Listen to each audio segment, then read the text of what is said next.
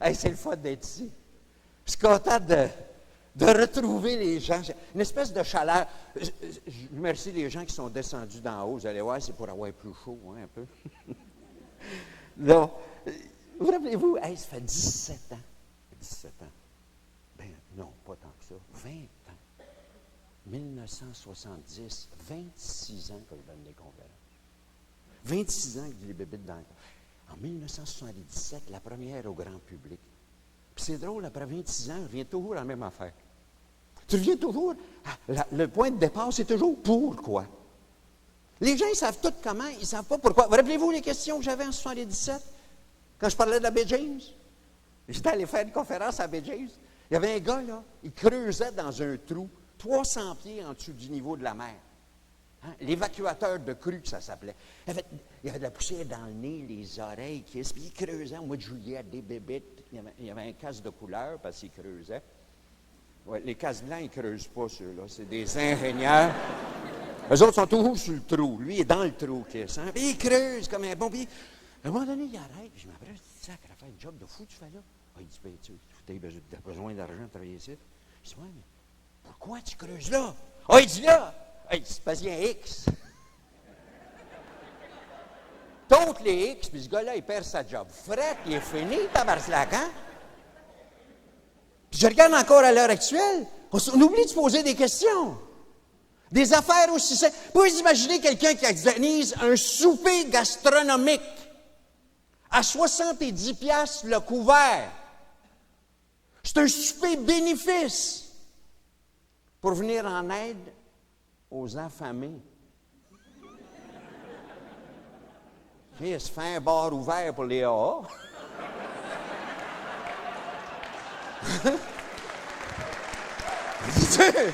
Mais comment se fait que les gens ne saisissent pas? Ça, c'est évident. Vous vu le gars l'autre fois? Puis, j'y en veux pas, je le connais pas. Mais il était à la télévision, il a expliqué quelque chose d'extraordinaire. Comme vous savez, sur le site de l'Expo, on a une biosphère. Je ne sais pas si vous êtes au courant, ça a coûté 17 millions, la biosphère. Hein, on a refait tout le fleuve à l'intérieur, puis l'eau, c'est très, très joli. Puis dans les prévisions, ils s'attendaient la première année à avoir 300 000 visiteurs, ce qui couvrait les frais amplement. Puis ils n'ont eu un 95 000. C'est parce qu'ils s'attendaient que la clientèle du casino aille à la biosphère. Le gars, il lâche la slot machine, puis il va voir le fleuve. Hey, il a fait une étude de marketing. Tabarnak, lâche le marketing. Faut juste te promener et dire, quand tu joues au blackjack, lâcherais-tu pour voir la biosphère, l'autre bord? Le gars va dire, non, OK, c'est fini. Efface ceux-là. Fais des affaires. Avez-vous vu le jeune homme? Je vous parle des questions, des pourquoi. Avez-vous vu le jeune homme l'autre fois? Ça fait 4 ans qu'il attend pour une transplantation du poumon. 4 ans. Puis on l'appelle. On dit, on a un poumon pour toi. Rends-toi à l'hôpital. Tu pars-tu sur un flat car à l'hôpital? Mais à l'hôpital, on vient de recevoir un cœur aussi. Puis le gars qui a besoin d'un cœur est plus malade que lui qui a 4 ans avec son poumon. Fait qu'on dit, laisse faire, viens plus à l'hôpital. Là. On a envoyé le poumon à Toronto. Qu'est-ce que tu ferais, toi? Moi, j'aurais dit, OK, s'il est parti, donne-moi le poumon ou aller le porter à Toronto, moi. Hein? Je suis arrivé à l'hôpital, il aurait dit, tu sais, le poumon est dans la main, et voilà, qu'est-ce le poumon? Ah ouais, installe. Non, le gars, c'est une question de procédure. Voyez-vous, un virage ambulatoire, ça en fait, j'ai pas de poumon. Qu'est-ce, c'est ton poumon, arrête de virer, il fallait l'installer. Non! C'est-tu curieux qu'on réagisse comme ça? Puis, dans tout. Vous vous rappelez une autre des questions que je posais, puis elle est encore aussi exacte. Hey, remarquez que je vous parle de 1977. C'est encore pareil. Il y en a parmi vous autres qui ont pris des vacances cet hiver, puis allés dans le sud. Rappelez-vous? J'en parlais à 77. Quand tu reviens du sud en hiver, des îles ou du Mexique, ou de la Floride, tu arrives toujours à Montréal dans une tempête de neige. Puis regarde-toi arriver à Dorval, tu es complètement déplacé, ou à Mirabel. Tu as un chapeau de paille, un panier de paille, des essuyers blancs, un paquet d'oranges. Mais pose-toi une crise de bonnes questions en débarquant de l'avion. Pourquoi tu reviens? Eh bien, gars, il dit, tout revenu, moi, reste à Laval. Tu sais, tu pourrais le faire ailleurs, non? Pourquoi on revient? Puis remarquez que c'est une question sérieuse, je la pose en 77. Mais sérieuse, on a dépensé des millions en 77, on avait déjà dépensé des millions pour essayer de répondre. Pourquoi on revient? Qu'est-ce qu'on essaye de faire? On avait même publié, on avait fait des commissions royales d'enquête. J'en citais une en 77 que j'avais été vérifiée. À la bibliothèque, elle s'appelait la commission Pépin-Robarts. Physiquement, et pas de même de papier. À la fin, 78 pages de définition. Tout était défini là-dedans. Tous les mots. Hein? Tu avais souveraineté, association, indépendance, fédération, confédération. Il était tout là. Tous les mots qu'on sert actuellement. Il manquait un mot dans le caisse de dictionnaire de 78 pages. Le mot pays. Je ne l'avais pas mis. En anglais, country, t'as pas là. Puis je me rappelle, je disais, c'est quoi un pays? C'est un bout de territoire? Un drapeau? C'est une langue commune? Un hymne national qu'on chante avant une partie de hockey? C'est quoi un pays? Si vos enfants, à soir, 96, vous avez demandé, pa, ma, c'est quoi un pays? T'aurais dit quoi? Un pays, c'est... Sois gentil, papa va revenir vers 11 heures. Oui.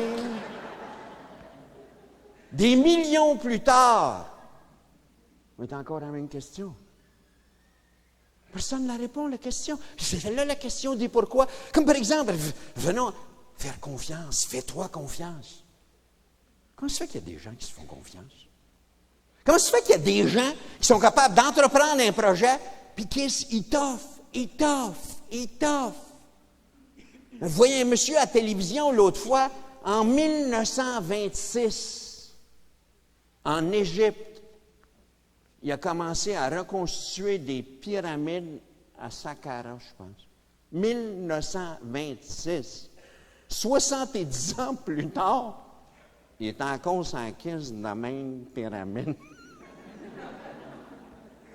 Comment ça fait qu'un gars tough, tu sais, tu trouves pas le kiss de puzzle, tu dis, pour moi, ils ont perdu le morceau de la pyramide, ça finit là. Ils cherchent encore. Au début du siècle, il y a un monsieur qui s'appelle Paul Ehrlich. C'est un chercheur. Il cherche un remède à la syphilis. Il y en avait beaucoup dans ce temps-là, ça marche. Puis tout à coup, il la retrouve. Sais-tu comment il l'a appelé, sa pilule? 606. Ah, c'est pas une BMW, là, c'est 606. C'est une pilule. Au lieu de l'appeler la PAT, l'affaire de même, tu sais, vous des grands noms, on lui a demandé, pourquoi 606? Ah, il dit, c'est parce qu'il y a eu 605 expériences avant, n'ont pas marché. Ça, c'est la 606e. Puis moi, je me mettais dans la peau de Paul Ehrlich. Après 5, j'aurais dit, accuse de syphilis. Hein? C'est de sa faute. Il l'a pogné, Chris. Il est responsable. Pourquoi? Arrêtez de chercher là-dessus. Comment se fait que Paul Ehrlich, il t'offre, lui? Puis je me disais, c'est-tu inné, ça, des gens qui ont une espèce... Quelqu'un m'a dit, c'est pas de la persévérance, Jean-Marc, c'est de l'acharnement. Ben oui. Comment se fait qu'il y a des gens qui ont cet acharnement de le faire? C'est-tu inné? Tu sais, les gens disent, Jean-Marc, t'es optimiste. Tu viens-tu au monde, optimiste? C'est une bonne question. Tu sais, l'histoire du petit gars qui était pessimiste, il avait 7 ou 8 ans. Pessimiste, le petit gars, sacre. Il pleurait tout le temps. Hein, des larmes, puis tout. Puis on dit, il faudrait le remonter. Fait qu'on a essayé de le remonter, puis on a trouvé une technique assez extraordinaire. On l'a installé dans une grande salle pleine de jouets. Puis on l'a assis là, puis on lui a dit, amuse-toi, on va revenir te chercher vers 5 heures. Espérant que les jouets leur montraient. Quand tu es revenu à 5 heures, le petit gars est dans un coin, il pleure. On dit, moi, tu pleures? T'as pas joué? Tu les aimes pas, les jouets? Ah, je les aime, ils sont beaux, les jouets, mais j'ose pas y toucher. Toucher un jouet, puis d'un coup, je la casse. Moi, je suis malchanceux, moi. Je vais en toucher un, il va casser tout de suite, la roue va tomber. Je connais ça. Ma mère va me chicaner. Fait que je suis pas capable. On dit, comment ça se fait? Il est né pessimiste. Mais il y en avait un autre petit gars, lui, optimiste. Ah, c'était pas possible. Il riait tout le temps. On dit, lui, on va le ramener à la réalité. Hein? Fait qu'on l'a installé dans une grange. C'est un tas de fumier. On dit ça va lui donner le goût de la vie. 5 heures, on rentre dans la grange, le petit gars, il rit. Il souffle. Il a du fumier dans les oreilles, dans le nez. Puis il creuse à 2 mains dans le tas de fumier. Je dis, qu'est-ce que tu fais là? Il dit, je creuse. Pourquoi? Avec le tas de marde qu'il y a ici, qu'il y a un cheval quelque part, certain. Hein? Mais c'est-tu extraordinaire? Mais y a-tu venu au monde de même, le petit gars? Dans nos enfants, moi, j'en ai eu 5, j'ai 18 petits-enfants. Il y en a-tu qui sont optimistes, d'autres sont pessimistes au départ? Mais savez-vous que c'est pas vrai? Savez-vous qu'on apprend à être pessimiste dans la vie? Puis c'est ça qui tue la confiance. Puis le monsieur qui a découvert ça, qui a fait une expérience, 1965, il s'appelait Martin E. Seligman, un docteur en psychologie. En 1965, il a 22 ans. Il vient d'avoir son bac. Il se prépare à la maîtrise pour le doctorat, fait qu'il s'en va à l'université de Pennsylvanie. Puis là, il commence des expériences de fou avec des chiens. Oui, c'est vrai. Il prend un chien. Tu peux pas tout avoir. Il part à rire tout de suite. J'ai même pas fini de le dessiner. C'est un chien. Chien numéro 1, on va l'appeler. Hein? Parce qu'il y en a plusieurs dans mon affaire. Puis il prend un chien, puis il le met dans une cage. Le fond de la cage, plaque de métal, puis il met le courant sur la plaque. Il met le chien dans la cage. Le chien n'aime pas ça du tout. Il n'adore pas ça. Il jappe et tout. Sauf qu'il donne un truc au chien. Il fait une petite trappe. Puis il fait comprendre au chien que si tu touches à la petite trappe, il n'y a plus de choc. Puis le sacrifice de chien, il l'apprend. Après une semaine, le chien, aussitôt qu'il met le courant, pas ton ça attrape, il arrête. Ah, il sait parfait. Ah, celui-là, il est correct. Il prend un autre chien. Là, on va faire mon chien, parce que ça, c'est bien important de faire les chiens dans ça. Chien numéro 2. Chien numéro 2, même histoire. Il prend une plaque. Une cage, plaque, même affaire. Petite trappe. Sauf qu'il joue un toast. C'est méchant, ça, des psychologues, quand ça joue avec des chiens. Très méchant. Parce que la petite trappe, elle ne marche pas sur le plancher. C'est celle-là qui mène le plancher de celle-là. Alors, il y a beau pour sa petite trappe, s'il y a des chocs là-dedans, ça ne change rien. Ça arrête que quand celui-là se décide. Hein? Chien-là. Puis ensuite, quand il a fini, après une semaine, puis que les chiens, puis celui-là, il en jappe un coup. En tant que lui, il n'a pas touché à la trappe, qu'est-ce qu'il se fait aller, Garzette? Hein? Quand ça fait une semaine qu'il fait ça, là, il les prend, puis il les met dans une grande cage. Puis dans la cage, il met un petit mur entre les deux, un tout petit mur. Puis de ce côté-là, il met l'électricité dans le plancher. Même principe. Ici, il n'y en a pas. Puis là, il installe ses chiens. Le chien numéro 1 rentre là-dedans. Le chien numéro 2, il rentre là-dedans aussi. Puis il met un troisième chien. Ça, il appelle ça le chien témoin. Ça ne sert à rien. C'est comme un témoin. Tu sais, ça sert à rien. L'affaire Matic, c'est un chien qui ne sert à rien. Oh! Elle est méchante. Elle est méchante, elle est méchante. Elle est méchante. Bon, en tout cas, c'est un troisième chien, témoin. Puis, il n'y a pas de petite trappe. Mais il met l'électricité sur le plancher. Là, les chiens partent à japper. Sauf que le chien numéro 1, lui, il se rappelle, il a une petite trappe quelque part, il a une petite trappe, puis il part à tourner à une caisse de vitesse, mais il n'a pas de petite trappe. Mais il n'est pas cave, le chien. En passant à côté du mur, il dit, serpent, il n'est pas haut, ce mur-là. Sloum, il saute par-dessus le mur, il n'y a plus de choc. Le chien témoin, lui, il ne sait pas, lui. Tout ce qu'il sait, c'est que ça pique en dessous des pieds. Ça n'a pas de maudit bon sens. Quand tu vois le premier passer, il dit, ça y est, poutouing, j'y vais. Et où est-ce qu'il fait, le chien numéro 2? Il se couche, puis il jappe. Parce que lui, il sait, ça ne sert à rien, qu'il je suis poigné avec les caisses d'achat, puis c'est fini. On a enseigné à un chien qui n'a rien à faire. Puis ce qui me renverse là-dedans, c'est que quand je préparais la conférence, remarquez que ça fait 2-3 ans que je joue là-dedans, il m'est venu un exemple d'un coup sec, le 5 juin dans la presse. Puis en parlant encore à soir. Exactement ça. On a fait ça avec 800 personnes. Kenworth, c'est fini. On a fait 800 chiens numéro 2. Exactement. Voyez-vous, ça commence l'article, d'ailleurs, c'est exact. Avec ou sans subvention, il n'y a pas de marché pour les camions. C'est aussi simple que ça. Fait que les trucks, c'est fini, Noël. Il n'y a plus un kiss de truck dans le marché, c'est mort. Puis, c'est pas un gars du Québec qui l'a dit, c'est un gars de Toronto. Fait que là, Kiss ne peut pas t'assider, il connaît ça. Hein? Il l'a dit, il y a des nuages au-dessus de l'usine fermée après 34 ans d'exploitation. Le gars qui a dit ça, c'est Denis Desrosiers de Desrosiers Automotive Research. Puis il dit que le marché a baissé de 25 puis il n'y a rien à faire, Kiss. T'es pogné dans la cage, puis la petite trappe ne marche pas. Puis ce soir, aux nouvelles, j'entendais que techniquement, par exemple, c'est seulement technique. Si vous passez là, vous allez voir, c'est pas mal réel.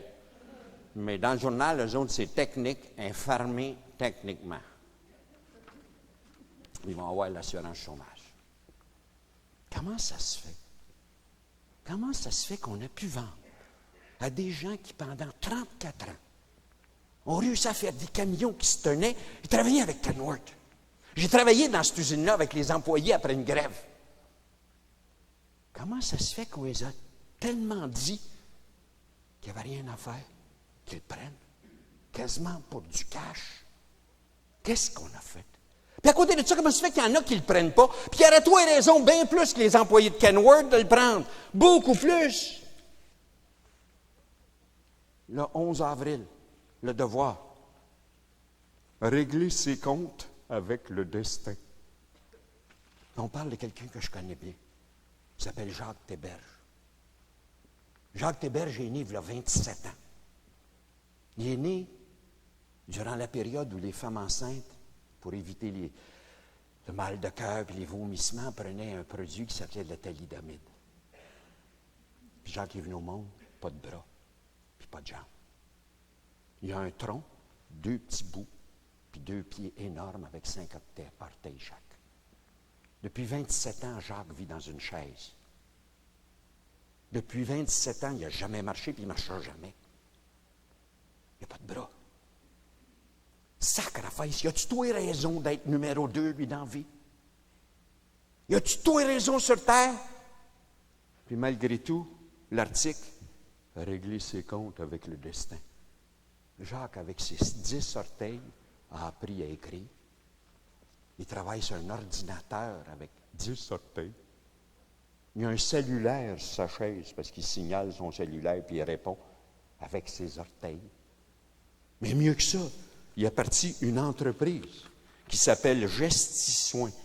80 employés à travers Montréal dispensent 3000 heures de soins à domicile chaque mois à presque 560 clients. Comment se fait que lui fasse ça? Qu'est-ce qui fait que Jacques Théberge, il n'a pas pris pour acquis? Il n'y a rien à faire, je n'ai pas de numéro, fini, moi. Comment ça se fait que lui a passé à ça? Qu'est-ce que c'est le petit jeu qu'il fait entre les deux? Oups, riez pas, riez pas. Hein? Comment ça se fait? Ça, mes petits cartes, comment ça se fait que ça a fait ça? Puis on l'a trouvé, qu'est-ce que c'est? On l'a trouvé. Hein? Je me rappelle quand je commençais, il y a 26 ans, à donner des sessions, on disait souvent, pour réussir en affaires, pour réussir dans la vente, pour réussir une vie, ça prend 2 affaires. Ça prend du talent, évidemment.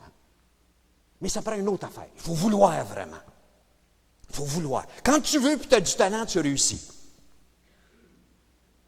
Puis après 26 ans, je me rends compte qu'il y a des gens qui ont du vouloir, qui ont du talent, puis ils ne réussissent pas. Ils n'ont pas le succès. Puis Seligman, qui a fait cette expérience-là, dit que c'est parce qu'il y a un 3e ingrédient.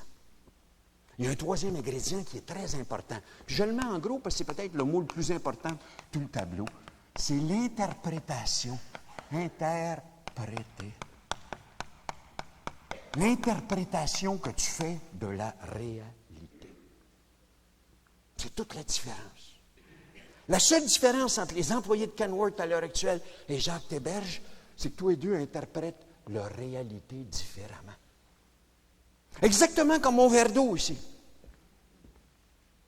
Exactement, c'est une vieille histoire, ça. Rappelez-vous-en, 50% d'eau. C'est ça la réalité. Mais tu peux l'interpréter de deux façons. Puis si je l'interprète comme on fait actuellement avec toute la morosité chez nous, il est à moitié vide. Qu'est-ce que fais attention? Sauve ce qui reste. On est mieux de remercier de rationaliser l'entreprise. On a peut-être 2000 employés de trop. Mais si tu le regardes, il est à moitié plein. C'est tout à fait l'inverse. On engage-tu du monde? On grandit-tu? On va-tu vendre? On va-tu faire différemment? Puis tu changes complètement l'affaire. C'est rien qu'une question d'interprétation. Puis je regarde des gens, je travaillais l'autre fois, puis quelqu'un m'a appelé justement à ce sujet-là, avant-hier, du télémarketing. Tu sais, ça, c'est les personnes, ils t'appellent chez vous. Il y en a une, elle m'a appelé 3 fois, à peu près dans 1 heure. J'ai dit, à la 3e fois, j'ai dit, madame, ça fait 3 fois que vous m'appelez. Ah, dit, vous devez avoir 3 numéros de téléphone. Bien, peut-être, mais qu'est-ce, ça a toute la même adresse. Check. Là, c'est l'histoire. Mais je me disais, quand j'ai accroché, comment elle prend la réalité que j'ai accrochée après y avoir parlé un peu raide? La majorité des gens qui font du télémarketing, ils en font 6 de suite. Pour le 6e, non. Je dis, ça, c'est une caisse de job de fou. Ça m'en fera jamais, je le sais, ça ne pogne pas. Ça, il y en a trop. Puis à part de ça, des lundis soirs, c'est pas bon. Quand ils mouillent, les gens sont écœurés, il n'y a rien à faire. On va fermer ça, moi, caisse, j'ai après-demain. À côté de ça, tu as ceux qui réussissent. Ceux qui réussissent à faire avoir une job qui fonctionne. Qui, eux, après ça, se disent, hey, ça marche. Il y en a eu 6 qui ont dit non. Qu'est-ce? Il m'en reste 4 à faire, parce que j'en ai un oui à 3 et 10. Il m'en reste plein 4. Continue, tabarnak. Hein? Puis quand ils sont rendus au 10e qui a dit non, il dit, pour moi, le prochain, il va dire oui. Hein? Puis il arrive à 22 de même, il dit, pour moi, le 23e va dire oui. Puis ils passent la sacrifice de soirée. Puis quand ils n'en ont pas, ils disent, avec la soirée de 0 que j'ai faite lundi, qu'est-ce mardi va être bon? Puis pourtant, c'est la même réalité. La même réalité. Et vous pensez que je fais une blague? En 1987, la plus grande entreprise d'assurance aux États-Unis, MetLife, le petit chien, là, qu'on voit à la publicité aux États-Unis, Metropolitan Life, il engageait des vendeurs. Puis Dieu sait s'il y en a, il y en a 12 000. Il était obligé de faire passer 3 tests pour en avoir un. Un tiers passait seulement le test d'aptitude. Et quand il engageait ces gens-là, 1000 à la fois, 5 ans après, il y en a 90% de partis. Il en restait 100. Ça leur coûtait 75 millions par année à entraîner du monde qui s'en allait. Puis ils ont demandé à ce gars-là qui a fait les chiens, ils ont dit, ton histoire de chien interprétée, ça marcherait-tu, ça, dans l'assurance? Puis lui, tout ce qu'il a fait, c'est qu'il a bâti un petit test d'optimiste. Puis il a dit, si vous voulez, on va faire une expérience. Les prochains 1000 que vous engagez, ceux qui n'ont pas passé le test d'aptitude, juste par une coupe de poêle, mais que vous ne prendriez pas de toute façon, je peux-tu leur faire passer mon test d'optimisme, moi? Je vais leur juste faire passer le test. Puis ceux qui vont passer le test haut la main, on va les engager pareil. Comme on va les appeler a Special Task Force. On leur dira pas. Il y en a pris 129 comme ça en 87. La première année, ils ont dépassé la productivité des 1000 autres par 20 quelques pourcents. La deuxième, 57 %. Et pourtant, ces 129-là, il n'y a pas une compagnie d'assurance aux États-Unis qui les aurait engagés sur la base du test d'aptitude. Tout ce qu'ils avaient de différent, c'est qu'ils regardaient, ils interprétaient la réalité différemment. Il a même eu l'occasion au téléphone de parler avec un qui avait été cité dans un article de Success Magazine en 87. Il s'appelait Dell. Puis Dell l'appelle à un moment donné. Lui, il pensait que c'était fictif, son nom. Le gars, il dit, non, je m'appelle Dell. Il dit, vous n'êtes pas au courant de mon histoire. Il dit, moi, j'ai travaillé 26 ans comme journalier dans un abattoir. Puis l'abattoir a fermé. 2 jours après, je vois l'annonce de MetLife. Je fais application, il m'engage. Mais il dit, la première année, monsieur, ça a tellement bien été, j'ai tellement vendu 50 % plus de revenus que je faisais à l'abattoir. La deuxième année, j'ai doublé mon salaire.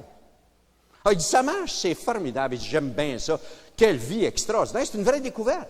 Il n'avait jamais été vendeur. Puis il dit, ce qui est le plus extraordinaire, c'est qu'un matin, j'avais ma plus grosse police d'assurance. Je l'avais dans la main, le gars avait signé, puis tout. Puis je viens d'apprendre que le bureau chef ont refusé parce qu'ils ne passent pas tous les tests. Il dit, là, je suis vraiment désappointé. Puis il dit, là, je voulais vous parler parce que je me disais, vous, quand vous avez fait les tests chez Metropolitan, là, vous avez été payé pour ça? Fait que Seligman dit, oui, oui. Il dit, ça vous intéresserait-tu, une police d'assurance? Qu'est-ce qu'il l'a assuré? C'est un gars d'abattoir. Mais ce qu'il avait compris, c'est qu'il interprétait la réalité. Je n'ai perdu un, mais le gars qui je parle, d'un coup, il s'assurait, lui. Il change complètement l'affaire. Et ça, pour moi, c'est la base de toute l'affaire. Puis quand je reprends Kenworth, même si on dit que techniquement, ce soir, c'est en faillite, tu n'es pas en faillite, toi. L'usine existe depuis 34 ans. Ça fait 27 ans que tu travailles là-dedans. Il ne faudra pas croire que ce génie-là n'est pas là. Ça n'a rien à voir avec l'âge, ça. Mais si on interprète la réalité autrement, t'es foutu. Et ça, peut-être, ce serait intéressant de regarder comment ça se situe. Il y a 3 petites affaires. Oui, c'est très simple. Il y a 3 petites affaires à se rappeler. La première affaire, première question, quand ça va mal. Ça va-tu durer longtemps? Tiens-tu parti pour longtemps? Et là vient le premier facteur. Est-ce que c'est permanent ou c'est temporaire?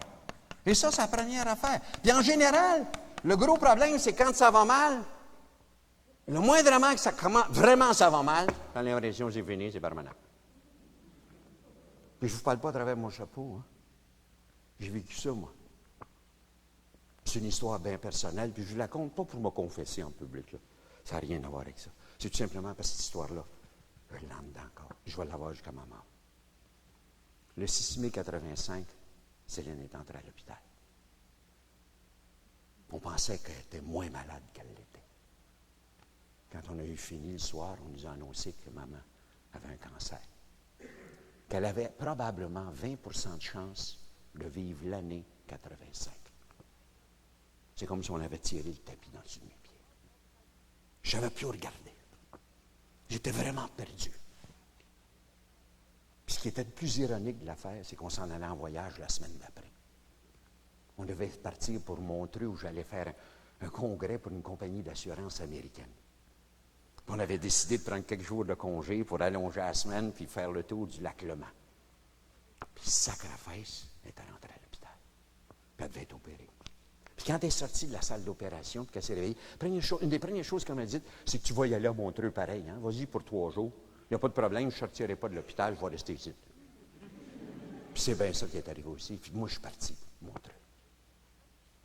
Toute ma vie, je vais avoir l'image de Mirabel dans ma tête. On aura beau le fermer, cette image-là est là pareil. Je le vois, Mirabel, avec mon satchel. J'ai pris l'avion, puis je me rappelle, pour Zurich, des larmes d'ennui. Maudit que c'était raide. Je suis arrivé le dimanche, un soleil extraordinaire. Le lac Lemans est beau, mais maudit qu'il mouille en dedans. J'arrive à l'hôtel, le Montreux Palace, c'est un bel hôtel, des belles grandes marches. Je commence à monter les marches. Je suis arrêté dans le milieu des marches. J'ai dit ça ou pas. Je ne sais pas ce que je suis venu faire ici. Je ne suis pas capable de parler. Je ne suis pas capable de parler à des gens et de leur expliquer ça. Je suis vidé. Mais j'ai toujours une vieille habitude. Quand ça va mal, j'avance pareil. Je fonce. Je savais que c'était par là, la porte, je m'en allais là. Je rentre à l'hôtel, il y a une grande table, enregistrement. Je commence à remplir ma petite carte. Je regarde en haut, il y a une banderole. C'est le thème du congrès que je viens faire. Il y a juste un mot. En anglais, évidemment, c'est une compagnie américaine. Mais il est écrit pour moi quasiment. Savez-vous ce qui est marqué sur la banderole? Tomorrow. Demain. Je regarde la banderole et je dis, qu'est-ce que c'est bien ça? Moi, je ne peux pas changer hier. C'est fait. Je ne peux pas changer la réalité d'hier. Mais je peux peut-être faire en sorte que moi, il faut que je continue. Il faut que je continue à vivre. Puis ce soir-là, inconsciemment, puis je dis bien inconsciemment, j'ai enterré maman, qui est ma femme. Heureusement, quelques semaines après, elle m'a dit, « Hey, pas morte, je suis encore là. Chut, réveille. On a encore des rêves dans la vie. » Heureusement, 11 ans après, elle est ici ce soir. Mais ce qui est extraordinaire, c'est de réaliser tout à coup, quand je regarde ces mots-là, c'est que dans ce voyage-là, quand j'ai vu l'annonce de Tomorrow, moi, j'ai pris pour acquis, pour du cash, que maman était finie. C'était pas vrai. Puis je regarde les gens dans des choses bien moins dramatiques, mais qui sont dramatiques quand même, ils perdent leur job. Après 22 ans, 24 ans. Hein? Marine Industries, où j'ai parlé à un gars de 28 ans, il pleurait en prenant son café. Puis je me disais, ben non, c'est pas permanent. Puis j'ai un exemple que j'ai pris à la télévision la semaine dernière, dans mon coin. J'ai une petite ferme du côté de l'Outaouais, près de Montebello, qui s'appelle la Facette, le petit village. De l'autre côté, c'est l'Ontario. Puis de l'autre côté, il y a un petit village qui s'appelle Saint-Isidore de Prescott. Il y a un autre petit village qui s'appelle Van Cleek-Hill. Puis à Van Cleek-Hill, il y avait un bureau de placement. Puis au bureau de placement, il y avait une jeune dame qui travaillait là. Bien, une jeune, non, d'âge moyen. Elle s'appelait Marie-Rose Paquette. Marie-Rose Paquette, depuis 4 ans, travaillait pour le bureau de placement. Puis elle était bien fière de sa job parce qu'elle connaissait ça, parce qu'elle fournissait surtout de la main-d'œuvre agricole. Puis elle avait eu une ferme jusqu'à 4 ans. Fait qu'elle savait ce que ça prenait comme expérience, etc., pour les tracteurs, pour faire les moissons, pour ramasser le blé d'Inde. Elle connaissait ça. Sauf que l'an passé, en Ontario, ils ont eu des élections. Puis Harris est arrivé. Lui, il a une caisse de grand H. Puis il a coupé d'un job. Puis il a fermé le bureau de placement de Van Cleek-Hill. Puis Marie-Rose n'avait plus de job. Mais Marie-Rose n'a pas pris ça comme permanent. Et 2 jours après, elle a appelé à Saint-Isidore de Prescott, à la coopérative. Elle a dit, hey, ils viennent de fermer le bureau. On a besoin encore d'un bureau de placement. Les cultivateurs vont avoir encore besoin de personnel cet été. Puis Saint-Isidore, ils ont dit, bien oui, on a un bureau de libre, Marie-Rose. Viens-t'en à Saint-Isidore. À l'heure actuelle, vous allez à Saint-Isidore de Prescott, il y a un bureau de placement. Marie-Rose ne travaille plus pour le gouvernement. Marie-Rose travaille avec des clients. Mais Marie-Rose place du monde. Puis dans le petit reportage que j'ai vu à la télévision à RDI, tu voyais des fermiers qui disaient, on a besoin de ça. On a un contact, Marie-Rose a continué. Marie-Rose n'a pas pris ça comme permanent, son affaire. Comment ça se fait qu'on prend des choses permanentes? Qu'on prend quand ça arrive une tuile de même, ça arrête. Je travaillais avec Place Desjardins, même affaire. Imaginez-vous, Place Desjardins, ce qui est arrivé l'an passé. Ils ont décidé que tous les tours à bureau étaient des tours non-fumeurs. Qu'est-ce que tu penses que les fumeurs y ont fait? Ils ont tous descendu en place en bas, puis ils ont fumé. Qu'est-ce à midi, tu ne voyais pas. Hein? Il y avait de la fumée là-dedans, c'était pas possible.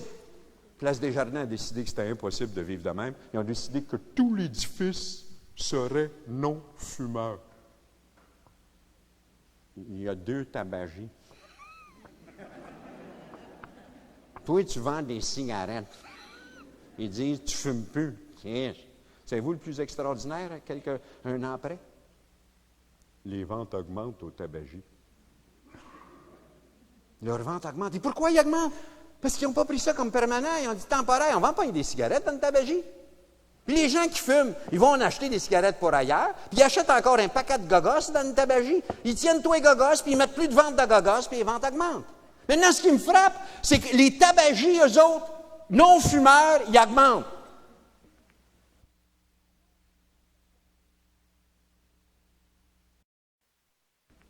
Dans la même caisse de bâtisse, en haut, il y a un hôtel. On n'a jamais fait de l'argent dans cette caisse d'hôtel-là. C'est un hôtel. Il est-tu beau, cet hôtel-là? Il s'appelle le Méridien. Ils n'ont jamais fait une scène dans le Méridien. Jamais réussi à faire rien. Puis il y a 300 personnes qui y travaillent. Puis le problème, c'est que les salaires représentent au-delà de 50% des revenus. C'est trop haut. Le verre est à moitié plein. Quoi faire? Non, il est à moitié vide dans leur tête. La seule façon de réaliser l'affaire, il faut baisser les salaires. Qu'est-ce qui arriverait si tu augmentais le monde dans l'hôtel? Puis un matin, je prends le journal. Puis c'est un matin, sacrifice, je rêve pas. Puis je lis tout à coup. Le Bonaventure se refait une beauté. J'ai bien l'idée, moi, c'était un kiss d'hôtel, ça. Hein? Puis un hôtel, tu as de la misère en kiss à trouver la porte quand tu arrives là, parce que c'était compliqué. Là, ils vont faire au moins une porte, tu vas pouvoir la trouver facilement. Tu vas avoir un avantage, parce que ça prenait quasiment un dessin pour te rendre à cet hôtel-là. Mais ce qu'ils disent d'extraordinaire, c'est que le gars, il dit qu'il n'a jamais enregistré un taux d'occupation en bas de 70%. Il n'a jamais fait de perte. Tabarnak, qu'est-ce qu'ils font, Bonaventure? Les prix sont moins élevés. Même prix. Qu'est-ce qu'il y a de particulier? Comment ça se fait? C'est parce qu'au Bonaventure, ils lisent une réalité qui est différente. Ils interprètent la chose différemment. Puis c'est ça, 300 personnes. Vous imaginez-vous ce que c'est que 300 personnes qui dessinent « On m'a tué du monde dans l'hôtel ». Savez-vous comment ça connaît de monde, un humain? Ça, c'est Joe Girard qui m'a conté ça. Joe Girard, c'est un vendeur d'automobiles dans le Guinness Record Book. Il a vendu au-delà de 2000 Chevrolet dans la même année. Tu connais vraiment.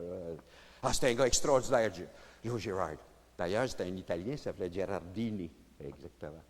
Puis Joe Girard, un jour, je lui ai demandé, mais comment tu fais pour avoir des prospects pour vendre des Chevrolets? Il dit, c'est facile, il dit, c'est un entrepreneur de pompes funèbres qui m'a donné la solution. Il est tué d'avance, quoi? Il y avait une planification à long terme. Il dit, non. Il dit, non. Il dit, j'avais demandé à mon ami qui est entrepreneur, comment tu fais pour avoir fait des profits dans les salons? C'est quoi qui te paye? Il dit, c'est les petites affaires. Les gens ne se rendent pas compte, par exemple, comme les cartes mortuaires, extrêmement payants.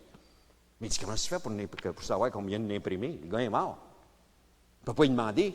Mais il dit, non, mais il dit, un mort portant l'autre, il y a 250 personnes qui le visitent. Chaque personne qui meurt a 250 humains qui le visitent.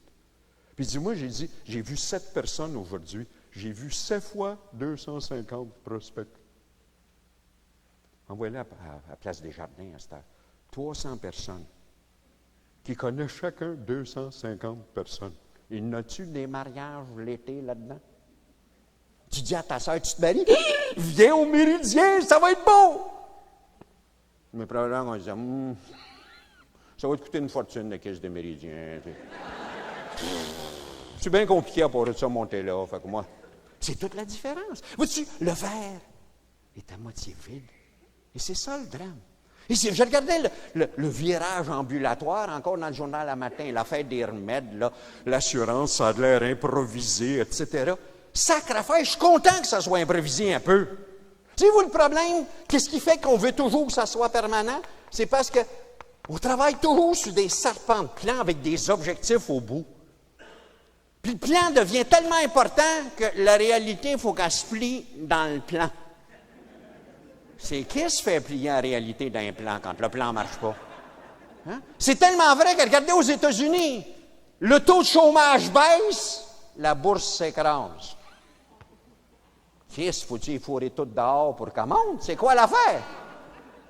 Pourquoi? C'est pas dans le plan. Puis je regarde nos propres vies, regardez nos vies qu'on passe.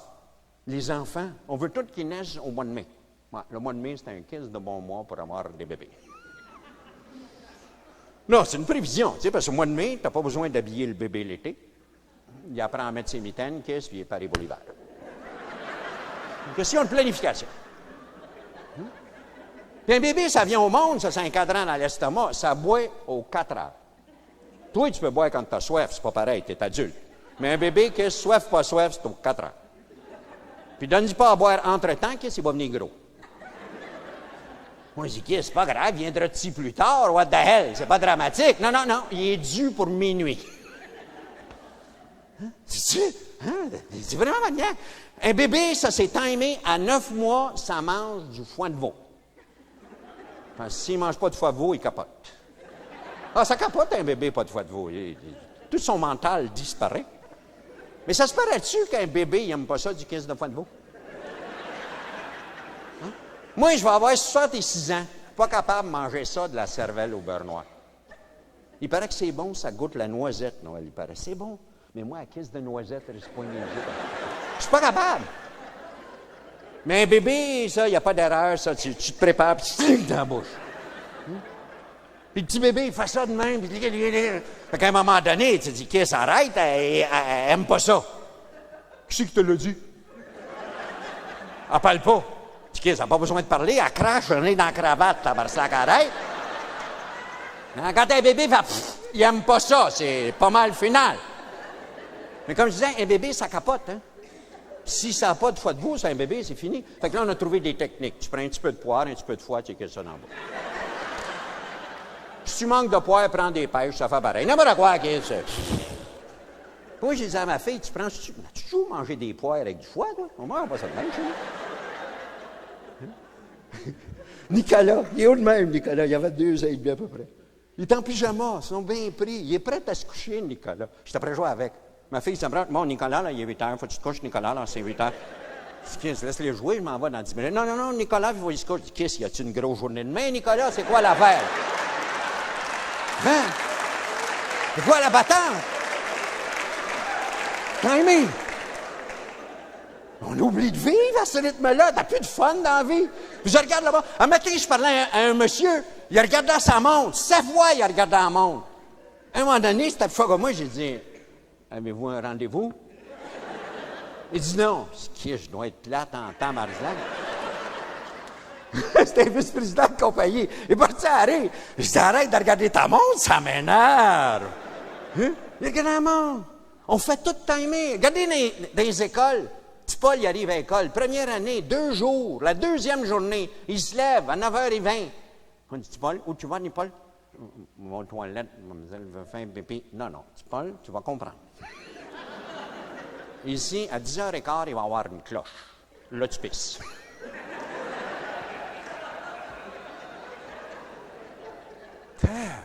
Qu'est-ce que c'est ça? Une journée, j'étais avec ma femme, on était après souper dans un restaurant, dans une banquette. On était assis côte à côte. À côté de nous autres, une mère de famille avec 2 petits-enfants, à peu près 3 ans et demi, 4 ans, 5 ans. Ils commandent leur repas, souper. Juste comme ils reçoivent de la soupe, le plus jeune des deux, il dit « Veux faire un pipi? » Sa mère dit oh, « On fait un beau pipi tout à l'heure, là, mange ta soupe, elle est chaude. Là. On fait un beau pipi tout le monde ensemble tout à l'heure. Tu vas voir, ça va bien aller, mange la soupe. » Ouais, mais moi, je veux faire un pipi. Oui, mais la soupe va être froide. Mange la soupe. Je veux faire un pipi. Il l'a dit 17 fois à ses cœurs. Hein? Elle se lève. Viens faire un pipi. Qu'est-ce que le petit gars, il vole dans l'allée? Mais là, arrête d'un coup sec. C'est un adulte. Puis sérieuse. Regarde l'autre. L'autre, il n'a pas dit un mot. Hein? Biscuit soda, de la soupe. Biscuit soda, de la soupe. Ça rentre en une caisse de vitesse, puis il a fait. Elle la regarde et dit toi ici, pipi.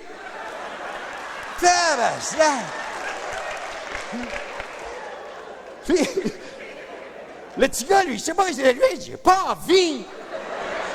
Pipi oreille. Tu sais, il pisse en famille, genre, toute la famille. Puis moi, je pars à rire. Puis maman me dit, t'écoutes trop les voisins. J'écoutais pas les voisins.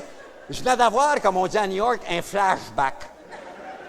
Moi, j'allais en Floride avec mes 5 enfants dans l'auto, des fois 6. Mes enfants, ils pissaient au plein. Quand elle arrêtait à prendre du gaz, je disais « Les toilettes! » Il y en a toujours eux qui n'avaient pas envie. Pisse pareil, qui ne se pisserait pas en 4 heures. As-tu déjà essayé de faire ça sur commande? C'est-tu drôle d'avoir bâti des timings de même? Je viens d'avoir un flashback, Thérèse, en te voyant. Oui, donc je viens d'avoir un flashback tout simplement parce qu'elle est dans la famille. J'ai été président de la nouvelle compagnie théâtrale pendant un certain temps avec Françoise Gratton puis Gilles Pelletier. Puis des fois, on faisait des voyages à Québec pour aller rencontrer le ministère. Puis moi puis Gilles, on venait pour entrer dans l'auto, puis là, Françoise nous regardait, puis elle remarque que j'étais un adulte, puis Gilles aussi, puis elle disait « Avez-vous fait vos pipis? » Yes, on pissera bien quand on voudra, hein? Hein? On arrêtera en chemin. Des plans. Puis sérieusement, savez-vous quand j'ai appris que c'était des plans? C'est le 6 mai 85. 6 mai 85, quand j'ai quitté l'hôpital, il était à peu près minuit et demi ce soir-là. J'ai décidé de ne pas revenir à l'appartement à Montréal, pas coucher là, mais de m'en aller à la campagne, à Facette. Puis je m'en viens 148, je vais m'en rappeler tout le temps. C'était près 1h du matin, puis je pleure, puis je me dis, ça n'a pas de maudit bon sens. Maman a 52 ans, moi j'en ai 55, puis les enfants viennent de partir. On va avoir des petits-enfants, ça se peut pas. Ils se sont trompés de dossier, c'est pas dans le plan. Puis je me surprends à dire le mot plan. Parce que moi, jusqu'à 55 ans, j'avais tout prévu que je ferais à 60. J'avais oublié de vivre en attendant. Puis ce qu'on fait de pire dans la vie, et qui fait qu'on interprète mal la réalité, c'est qu'on est toujours après vivre ce qui va arriver à 60. Je rencontre des tonnes de monde qui me disent qu'est-ce qu'ils vont faire à 60. Ils vont me bâtir un beau chalet le long du lac. Je dis, Kiss, il y a des grosses chances, le lac va être encore là. Mais entre-temps, qu'est-ce que tu attends? Qu'est-ce que tu attends pour y aller? Qu'est-ce que tu attends pour en sortir, pour faire une fête? On ne fait pas. Puis je vois des gens qui travaillent dans des entreprises, font des plans. Quand est-ce qu'ils vont finir? Il me reste 2 ans, 5 mois, 14 jours. C'est marqué DX sur le calendrier. Tabarnak. Ils font la même chose que mes amis à Saint-Vincent-de-Paul. Mes amis ils disent la même maudite affaire. Je rentre puis je leur parle à mes prisonniers, puis je dis comment ça va? Ça va bien, Jean-Marc, 7 ans de fête, puis rien que 2 ans, 7 mois et 14 jours. Même affaire. Ils oublient. Ils oublient le principal. Vois-tu, ce n'est pas les plans qui sont importants, c'est le processus. C'est le processus. C'est avoir le fun de le faire, de faire le voyage. Regardez les enfants. Les enfants m'ont enseigné ça. On allait à la pêche. As-tu déjà été à la pêche avec des petits enfants? Toi, tu vas aller à la pêche. La pêche, tu pognes du poisson.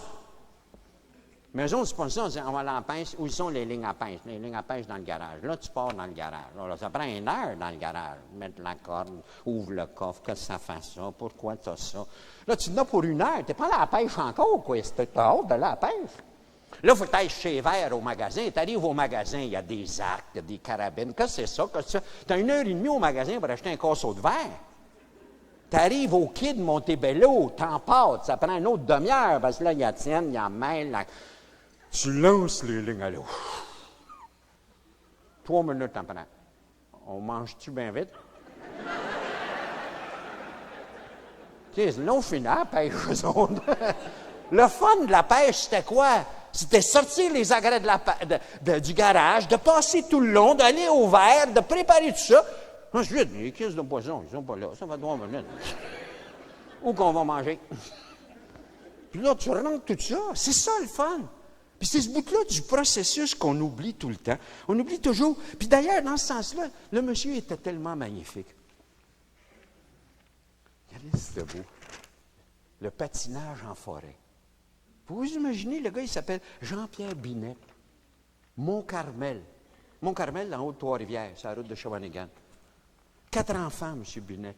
M. Binet, en 1994, ça fait un bout de temps qu'il essaie d'aller patiner des fois le dimanche avec ses 4 enfants sur des patinoires, mais il y a toujours une partie de hockey. Quand il y a une partie de hockey pendant que tu es sur la patinoire, c'est pas agréable, tout. Ils ne patinent pas dans le même sens. Il décide, à l'été, il voit une annonce dans laquelle, à Québec, je pense, il y avait une Zamboni à vendre. Tu sais, des machines pour arroser des patinoires à l'intérieur. Il va acheter un Zamboni. Usagé. Il y a un trafic durant l'été pour qu'elle roule l'hiver. Puis l'hiver, il décide que dans la forêt où il demeure, à l'arrière de chez eux, dans lequel il y a des sentiers écologiques, il va arroser les sentiers écologiques, puis il va faire une patinoire. Puis le 26 décembre, la patinoire ouvre. Puis il y a des amis qui viennent, ils sont à peu près 200 personnes.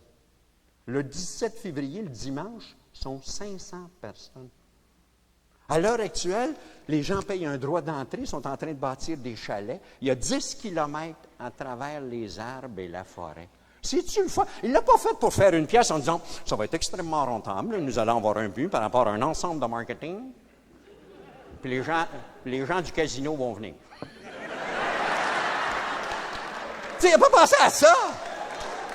Il a pensé à avoir du fun. Il a pensé à avoir du fun à faire ça. Ça a changé contre la fin. Le processus. Puis c'est ce bout-là qu'on oublie. On oublie avoir un plaisir dans la vie. On veut tout prévoir. On veut prévoir l'économie de l'an 2012. Vous rentrez dans des magasins, le gars, il passe des heures dans son bureau à faire le plan de l'an prochain. Il y a 16 clients dans le magasin. Occupe-toi de ceux-là, il achète. Il est en train de prévoir l'an prochain. Hein? Je vois des vendeurs qui préparent leur présentation au bureau. Arrête de... Elle va se préparer tout seul devant le client, tu vas voir, tu bégayes, c'est là qu'elle se prépare la caisse de présentation. Hein? Parce qu'il n'y a pas un client qui réagit pareil. Et ce bout-là, on l'oublie. D'ailleurs, dans ce sens-là, quand je parle des économistes, je l'aime beaucoup, celle-là, pour mes économistes. Rappelez-vous-en, si jamais vous entendez parler d'économistes, c'est Clinton et Helsinki qui sont en train de discuter ensemble. Puis Helsinki, il dit, moi, j'ai un problème en Russie, j'ai des gardes du corps. Je n'ai 100 gardes du corps.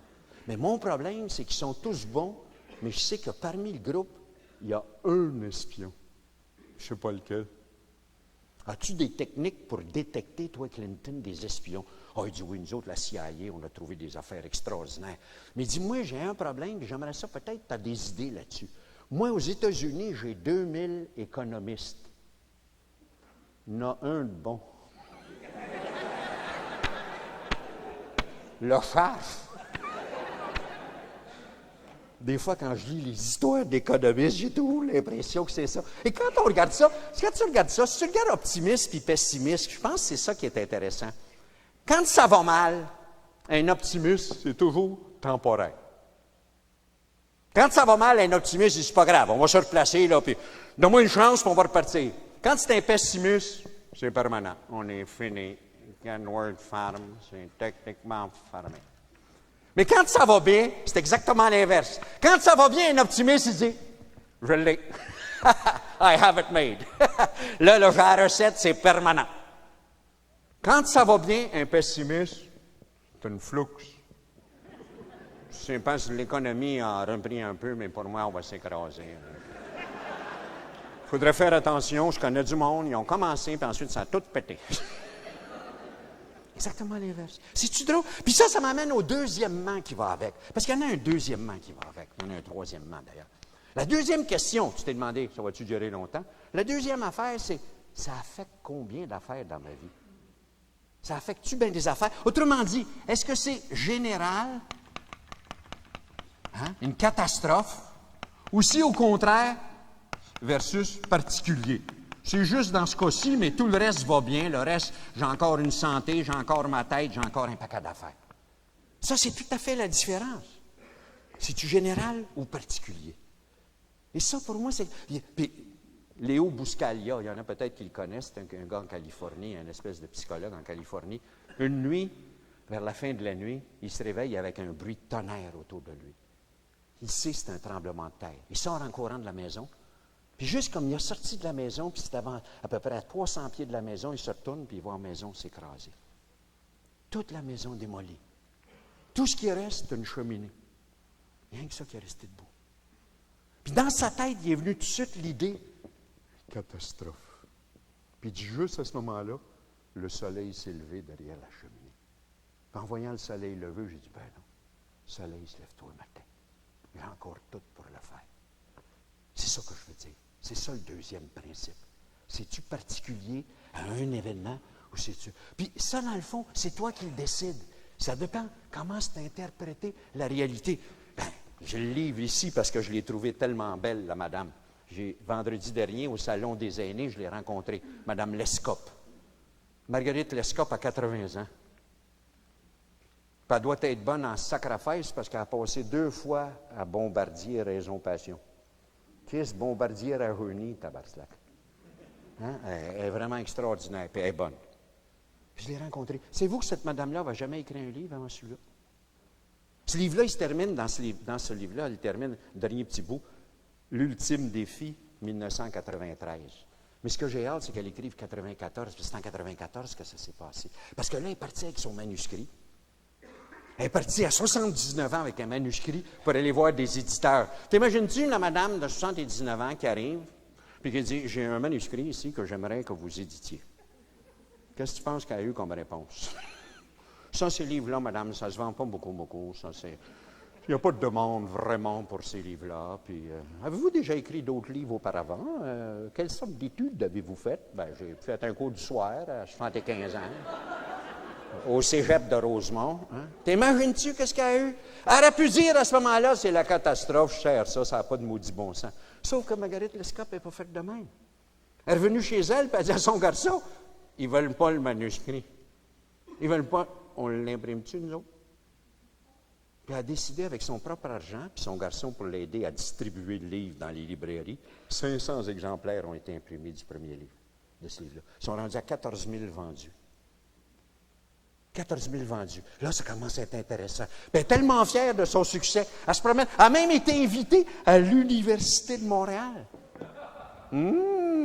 Oh oui, mais c'est parce que c'est un cas. Ah oui, à l'université, ils ont dit qu'elle était un cas sociologique. C'est grave en kiss, quand t'as 80, tu deviens un cas d'un coup sec de même.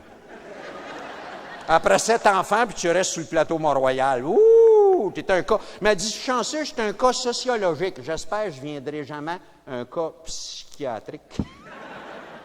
C'est extraordinaire, cette madame-là. Elle a compris. Puis je vais encore vous parler de moi, parce que moi aussi, j'ai eu une expérience dans la vie où j'ai pensé que c'était la catastrophe. C'était en 70. En 70, je me suis réveillé un matin, j'avais tout perdu. J'avais tout perdu ce que j'avais. Puis il faut dire qu'en 68, j'étais millionnaire. Ça donne un feeling assez extraordinaire. Mais en 70, le feeling était moins bon. Je me rappelle, il m'a dit quel coup de tata. Saisit sa maison. Un huissier qui numérote le ménage. Puis essaye d'expliquer à des enfants qu'est-ce qu'il fait le monsieur à mettre des étiquettes sur le piano. J'ai dit, c'est parce qu'il ne veut pas qu'on parle le piano. Je suis vraiment perdu encore une fois. Remarquez que c'est bien moins grave que ce qui est arrivé avec la maladie de Céline, mais j'étais perdu. 70, ça fait 26 ans de ça. Je me rappelle de prendre un café puis de me dire, qu'est-ce que je fais à cette heure? Je suis complètement écarté. Vois-tu, quand j'ai fini à l'université, il n'y avait pas dans le livre le chapitre qui dit « Qu'est-ce que tu fais quand tu n'as plus rien? » Celui-là, à l'université, il ne le publie pas. Je ne sais pas pourquoi, parce qu'il sera pratique par bout. Mais il ne l'avait pas mis. Puis à un moment donné, ma femme passe.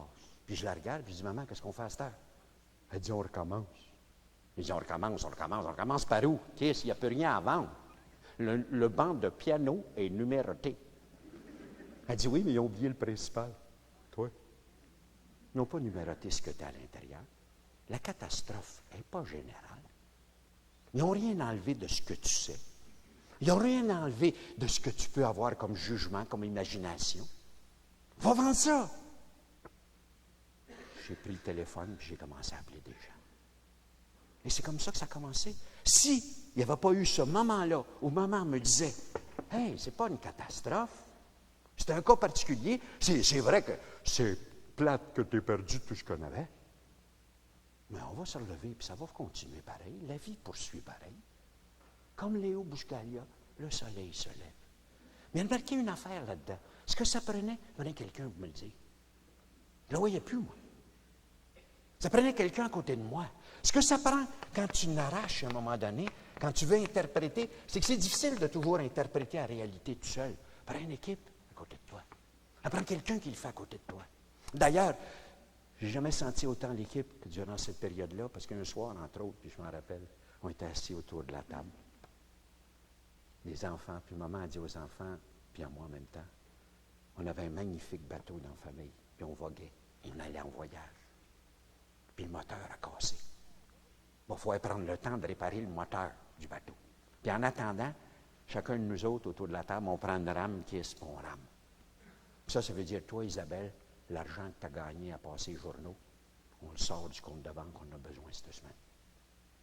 Puis ça veut dire, les enfants, quand vous faites du lait en poudre, moins vous mettez de poudre dans l'eau, plus le bidon il dure longtemps. Puis ça veut dire qu'on va tous cracher dans les mains, puis qu'on va revenir. Ça, c'est l'équipe. Je vais m'en rappeler toute ma vie de ça. De ce moment-là où chacun prenait une rame, puis chacun réinterprétait la réalité en disant, c'est un moment particulier, c'est pas général. On n'a rien perdu de ce qu'on était ensemble. Puis hier soir, j'ai eu de la belle visite à la conférence, assis juste en avant ici. J'avais Bernard Voyer avec son épouse. Bernard Voyer, c'est l'explorateur qui a fait l'expédition au pôle Sud. Puis je connais très bien Bernard, cette expédition-là, puis je disais, voulez-vous une équipe? Bernard Voyer et Thierry. Un jour, le 9 novembre, il y a un avion qui les a laissés sur un banc de glace. Puis ils leur ont dit, bonne chance. Puis l'avion montait. Puis il est resté 2 gars sur un banc de glace. Avec des centaines de kilomètres à faire. Avec des vents de 100 000 à l'heure qui te font face. Avec des montagnes de glace de 50-100 pieds. 2 traîneaux, puis tout le bagage là-dessus. Puis on se rend au bout. Ça prend une équipe. Bernard a toujours dit, sans Thierry, je ne l'aurais jamais fait. Mais ce qui est le plus extraordinaire, c'est que même Thierry, tous les deux ensemble étaient pris. Le 24 décembre, Ils ont 900 kilomètres de fête. Puis toute la journée, Bernard dit à Thierry en tirant, « Maudit que j'aimerais ça voir un arbre. M'ennuie, il n'y a pas un arbre. Mon Dieu, que le jour de Noël, je verrai un arbre. » Le soir, ils montent leur tente, puis il dit à Thierry, « Je sais pas, je donnerais pour avoir un sapin, pour voir un sapin. » Puis Thierry dit, « Tu veux dire un gros sapin? » Oh, il dit, « Il n'y aura pas besoin d'être si gros que ça. » Il dit, « Même un petit sapin? » Oh, il dit, « Oui. » Thierry fouille dans ses bagages. Il avait amené un vrai sapin, 4 pouces. Un vrai. Puis ce soir-là, dans la tente, ils ont pris le sapin, ils l'ont installé. Puis ils ont pris le sac de plastique qui avait servi au repas. Ils ont fait des boulettes de neige avec. Puis ils l'ont accroché dans le sapin. L'équipe, le gars qui avait saisi de traîner dans des bagages qui sont numérotés, pesés à l'once, d'avoir caché un petit sapin parce qu'il savait que pour Bernard, c'était capital. Mais quand arrivaient les derniers jours, la dernière semaine, Thierry s'en rappelle quasiment pas. Thierry dit que si Bernard n'avait pas été là, il est mort. Il avait déjà les mains gelées, noires, puis il roulait comme un véritable automate, puis il y a des bouts où c'est Bernard voyait qu'il l'a porté. Puis il disait, « Tiens Thierry, on approche, encore 1 kilomètre de plus. » Puis ils l'ont fait ensemble. Ça, c'est l'équipe. Puis tu ne peux pas sortir d'une période difficile à le faire tout seul. Ça ne se fait pas.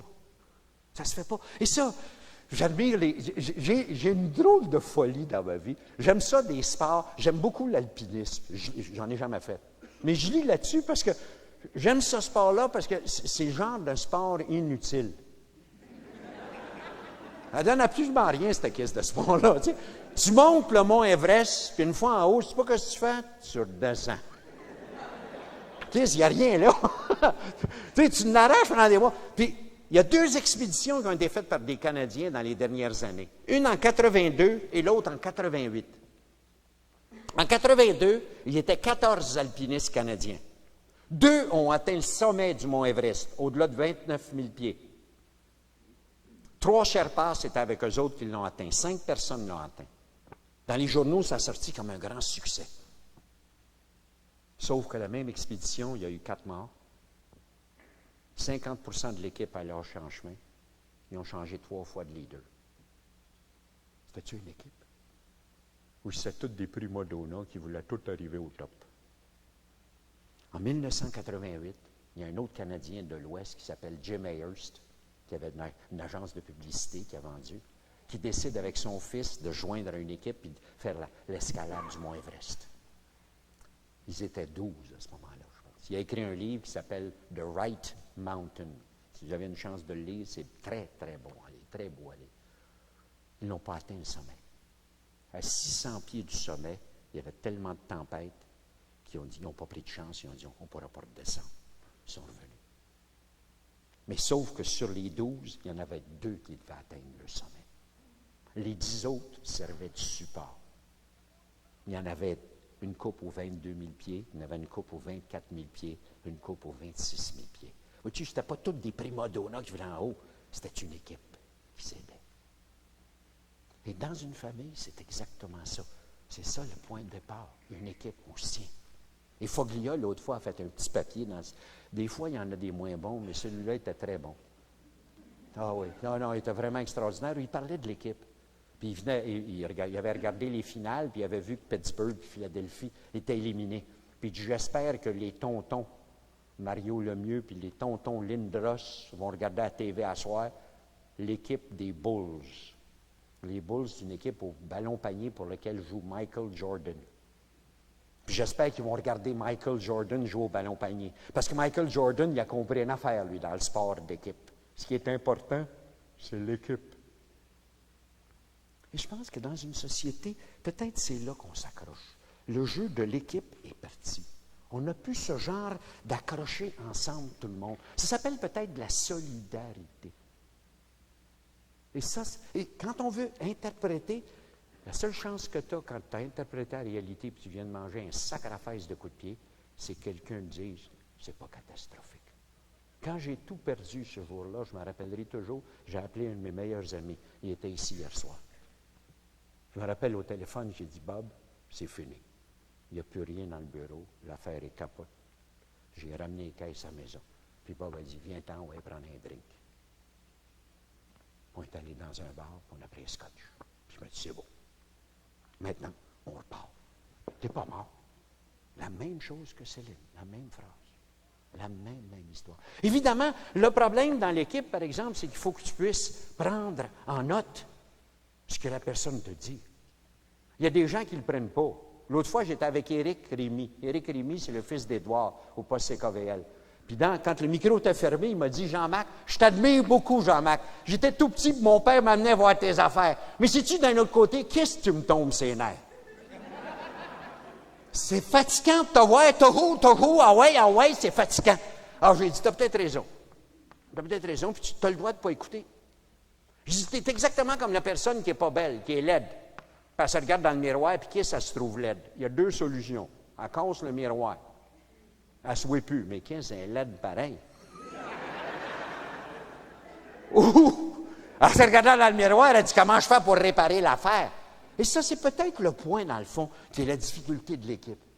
Mais tu sais, dans la vie, il n'y a rien de permanent, puis il n'y a rien de catastrophique. Quand tu as ta tête. Puis quand tu n'as plus ta tête, ben what the hell, Kiss? C'est catastrophique pour les autres, mais pas toi. C'est exactement ça. C'est-tu fait comment faire? C'est-tu le fun comment c'est fait la vie?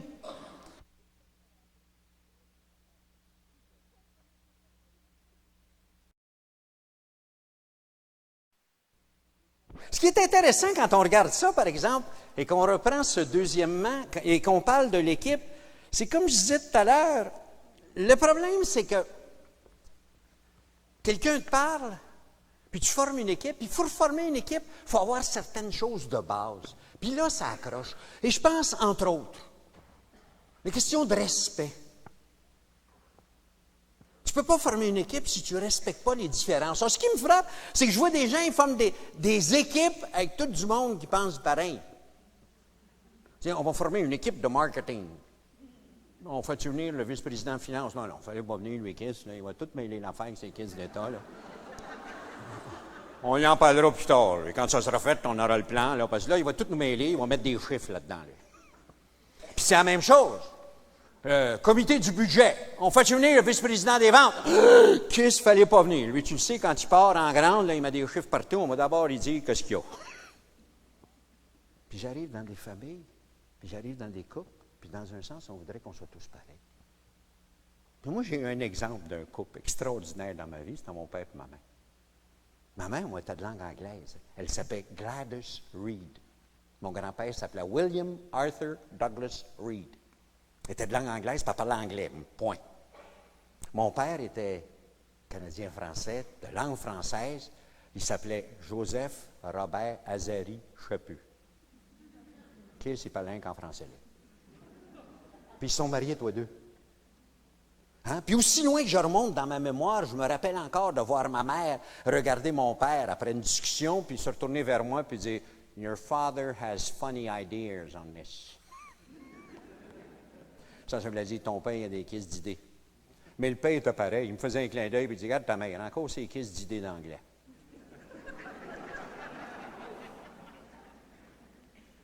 J'ai toujours été... Et ce qui était drôle, c'est que toute leur vie, jamais un a essayé de changer l'autre, parce qu'il savait que c'était inutile. Mon père, il n'aurait pas pu changer la main. D'ailleurs, ma mère s'appelait Gladys, puis il n'aimait pas ça, Gladys, il l'appelait Glace. Ouais. Mais Glace, chaque année, elle avait une idée derrière la tête. Elle disait toujours, « I think we're going to paint the walls of the kitchen. » On va peinturer la cuisse de la cuisine. Puis le père, il savait qu'à ce moment-là, il ne restait plus qu'une question. Quelle couleur tu veux ça, Glace? Parce que s'il était pour peinturer tôt ou tard, il était aussi bien de peinturer de suite. Mais d'un autre côté, mon père n'a jamais voulu voyager. C'était pas un voyageur, c'était un sédentaire. À côté de la shop, il n'a jamais pris de transport en commun pour aller travailler. Puis ma mère a aimé ça voyager. Mais le père, il ne voyageait pas. Puis la mère l'a respecté. Et pour moi, dans un sens, c'était un exemple. J'étais tout petit, on m'apprenait ça. Que dans une famille, on n'est pas obligé de toujours penser pareil. Que dans une équipe, tu n'es pas obligé. Bernard Voyer, Puis Thierry, il ne pensait pas pareil. Bernard Voyer, c'est le technicien. Le compas, les batteries pour le téléphone, si ça marche, toutes les bébelles scientifiques. Thierry disait, pas de détails. Donne-moi le pays où je suis rendu à peu près là. Thierry, il ne voulait pas savoir ça. Comment j'ai de kilomètres, on approche-tu de cette caisse de bout-là? C'était tout. Il était différent. Mais d'un autre côté, c'est Thierry qui a pensé donner le petit sapin. C'est deux personnes différentes. L'autre affaire aussi qui est intéressante, c'est quand on revient au petit sapin, c'est que dans une équipe, il y a l'idée du partage aussi. L'idée de donner, d'être capable de donner un peu plus. Et ça aussi, le père m'enseignait ça. Parce que mon père, durant la crise, il était sur le secours direct. Il gagnait 1 pièce par semaine, l'ancêtre de l'assurance chômage. Mais il était président de la Société Saint-Vincent-de-Paul en même temps. Comme président de la Saint-Vincent-de-Paul, il voulait donner l'exemple. Fait que dans le tronc de Sainte-Philomène de Rosemont, c'est à rue Masson, il mettait 30 sous tous les semaines. Puis la mère, elle sautait haut de même.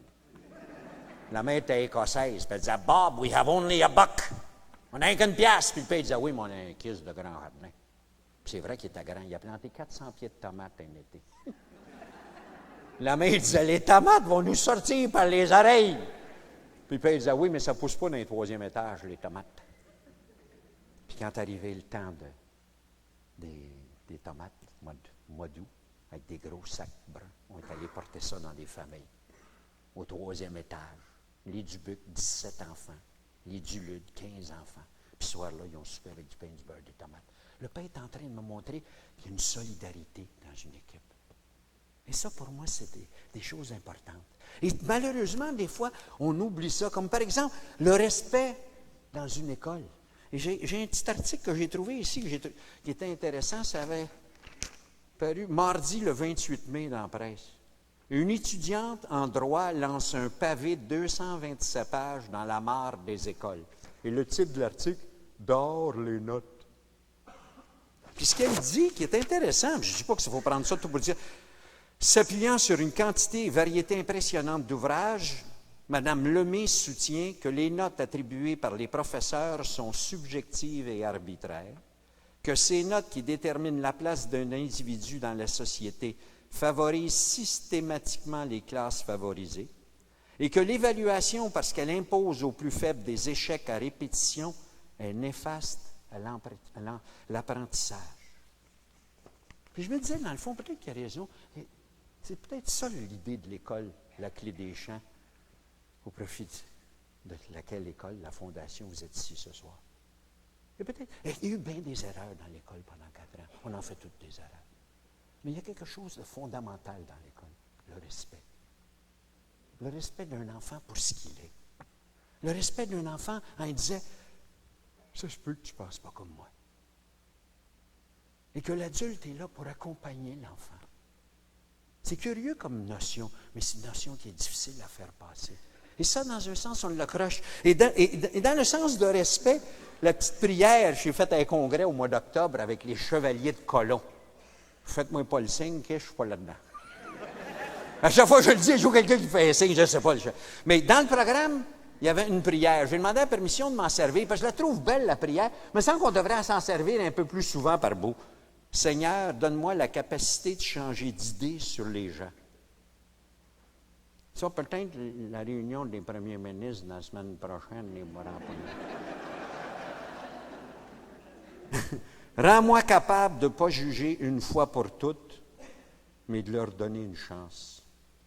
Fais-moi découvrir qu'ils peuvent évoluer eux aussi, et qu'en conséquence, je doive de temps en temps réajuster mon opinion. Rends-moi compréhensif et tolérant, me souvenant que je serai jugé avec la même mesure que j'aurai prise pour juger les autres. Présente la petite affaire. Et dans un sens, peut-être, c'est peut-être le point de départ de l'équipe, et c'est peut-être le point de départ d'avoir de l'aide, d'être capable à un moment donné d'être aidé dans une équipe. Et pourtant, on voit combien de familles qui se défont toutes. Parce que jusqu'à un certain point, on a eu de la misère à admettre que les choses sont peut-être différentes de l'autre point de vue. On arrive à des drames dans toute cette affaire-là. On arrive à véritablement des drames. La petite lettre qui est apparue, ce n'était pas une lettre, c'était une annonce classée. Elle est touchante, l'annonce classée. Regardez la grandeur de l'annonce. avec le portrait de la jeune fille. C'est marqué « Appel à Mélanie ». Il y a beaucoup plus important que ce qui nous sépare. Il y a tout ce qui nous unit et que nous n'avons pas encore su découvrir. Il y a toute la richesse que tu portes en toi et il y a tout l'amour que j'ai pour toi. Nous avons une relation à rebâtir sans juger et je suis prêt à t'offrir mon aide sans condition. Fais-moi signe. Puis c'est signé, ton père.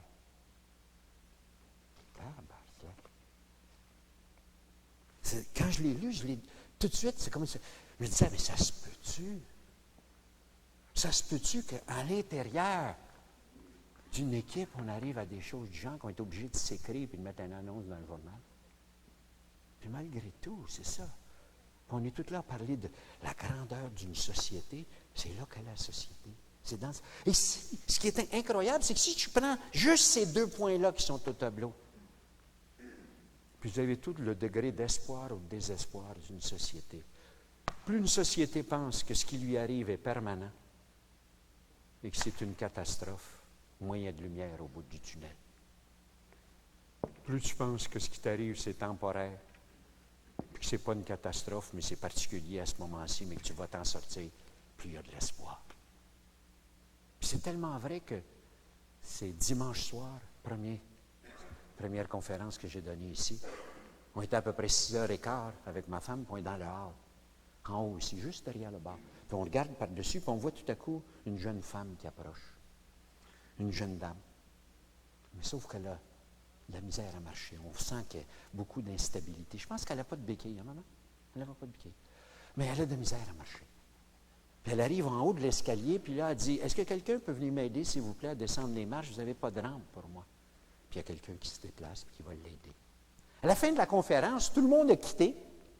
C'est dimanche soir, elle est seule, assise sur son siège. À un moment donné, je m'appelle, je dis, y a-t-il quelque chose, mademoiselle? Vous attendez quelqu'un? Elle dit, j'attends de l'aide.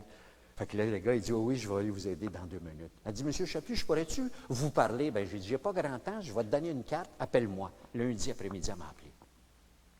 Et lundi après-midi, elle m'a donné ce que je veux dire par temporaire et particulier.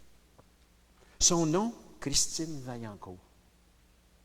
Christine Vaillancourt est médecin. Le 8 juillet 1985, elle a reçu son diplôme de médecin et sa carte avec son numéro de pratique. Mais après avoir fini sa médecine, 5 ans de travail acharné, elle prend des vacances. Le 13 juillet, elle s'en va à Ogunquit.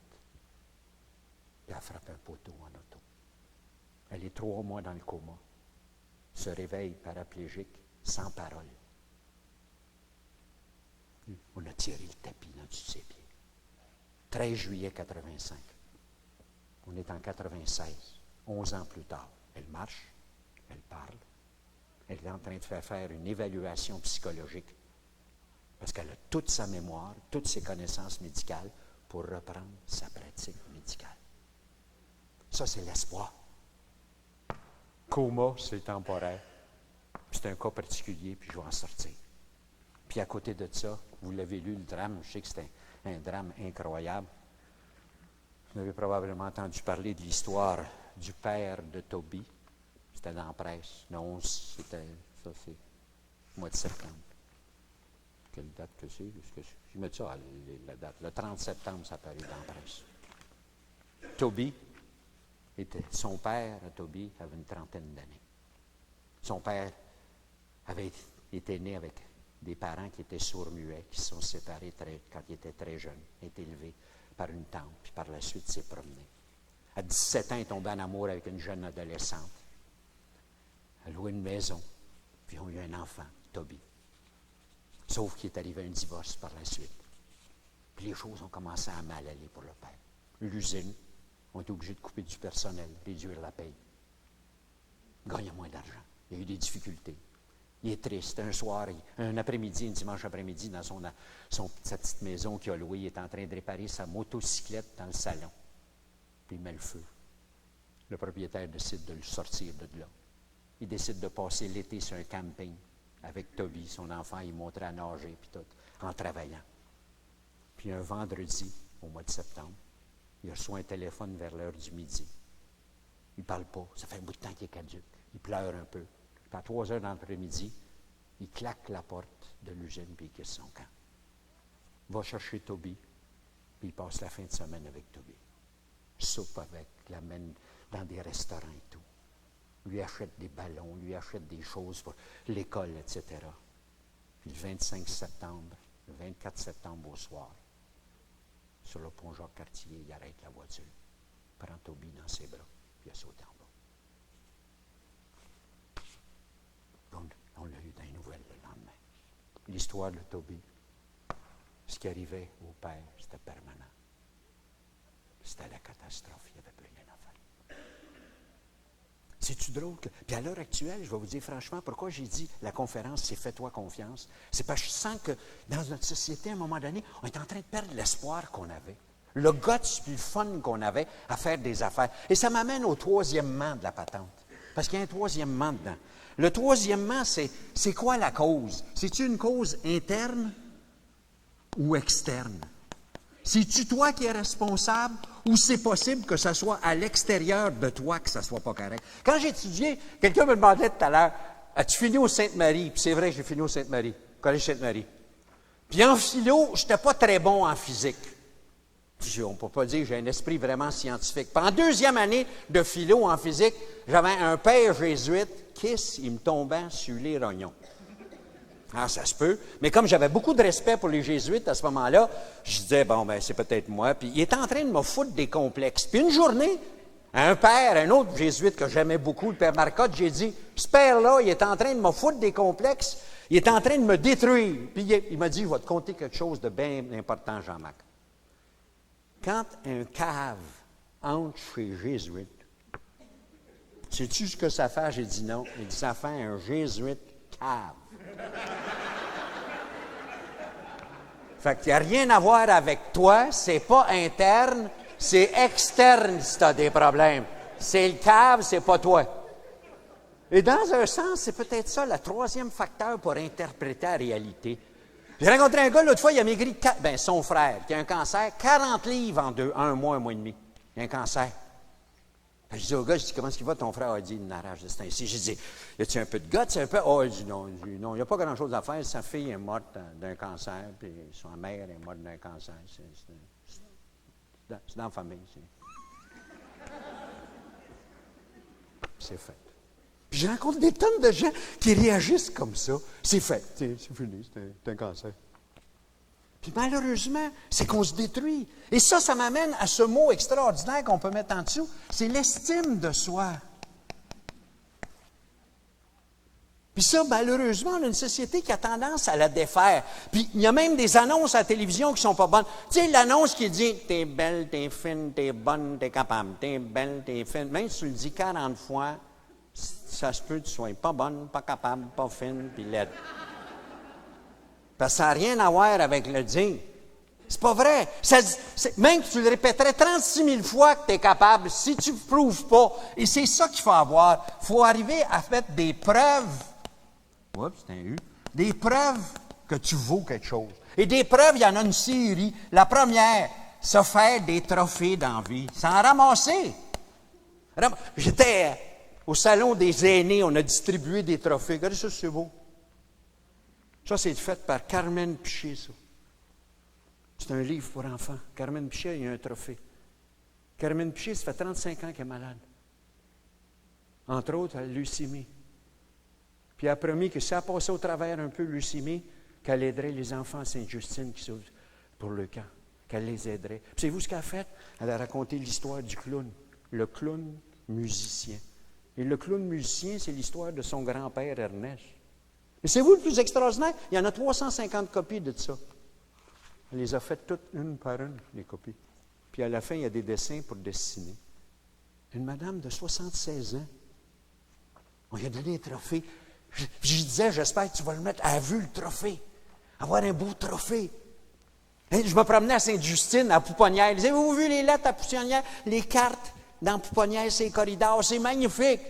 Tu as des cartes avec des gros bébés joufflus qui disent « Merci beaucoup de m'avoir aidé à venir au monde. J'étais tout petit, garde-moi à cette heure, 34 livres. Hein? » Puis elle était fichée. C'était fiché. Fait que de façon, c'est quand tu trouves ça tough, le virage ambulatoire, Tu regardes des bébés qui rient, et tu dis que c'est pas de leur faute, ils sont vires, tu sais. Ça te donne du pep pour continuer. Mais je rentre dans des usines. C'est pas ça qu'ils ont. Ils ont toutes les lettres. Voici les procédures nécessaires.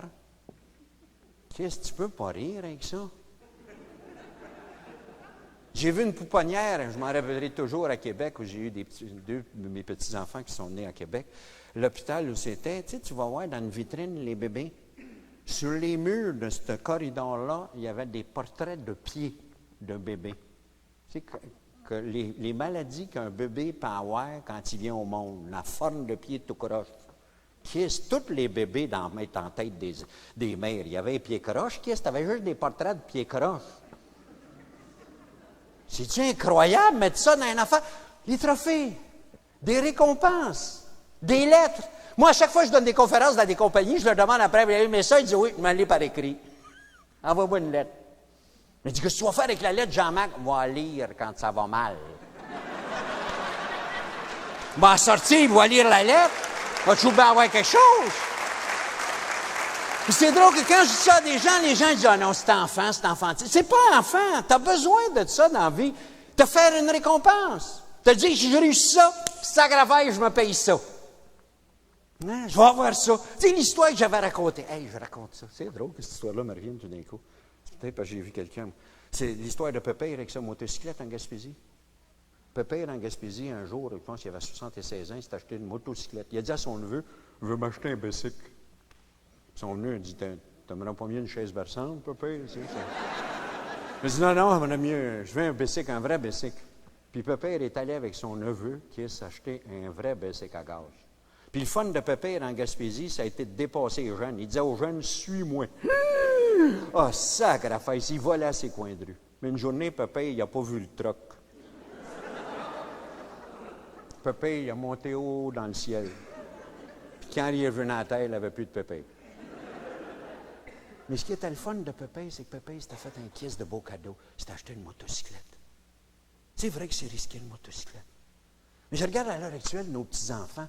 Tabarslack, t'aurais-tu du fun, toi, faire du patin habillé comme ça? Un casque, des coudes, des genoux, des bottines, des toe-caps. Tabarslack! Hein? Font du bicycle, sacre affaire. Je me rappelle, mes enfants faisaient du bicycle en costume de bain, nu-pied. Ils s'arrachaient les orteils, ils se pétaient le front. Ouh! Ils se faisaient des bas. Mais il y avait un thrill, il y avait des trophées de réussir quelque chose. C'est ce bout-là qu'on a enlevé dans notre société. On a enlevé... Qu'est-ce que c'est le dernier? Ta récompense, si ça marche cette année. Je me rappelle quand ça va mal été. Puis Dieu sait si ça va mal été, quand on avait tout perdu. Hein? Le soir, quand maman nous racontait qu'on prenait chacun une rame, puis Dieu sait si on ramait, puis il y avait de la houle. Puis j'avais dit à maman, c'est temps des fêtes. On va-tu aller en Floride cette année? On y allait d'habitude avec les 5 enfants. Maman, ils n'ont pas d'argent pour ça. Moi, j'ai dit, tu sais, le prospect que je travaille, si je réussissais à le vendre, on y va-tu? Ben, elle dit oui. Ben, elle dit, elle ne croyait pas que je le vendrais. Tabarnouche. Je te dis que I wasn't taking no for an answer. Hein? Je me rappelle, je l'ai vendu. Je me rappelle qu'il a dit oui, ça fonctionne. Puis je me rappelle d'être revenu à la maison, puis dans le stationnement, sans rentrer, maman m'avait arrivé, j'ai klaxonné, je l'ai regardé, puis j'ai fait, ça y est.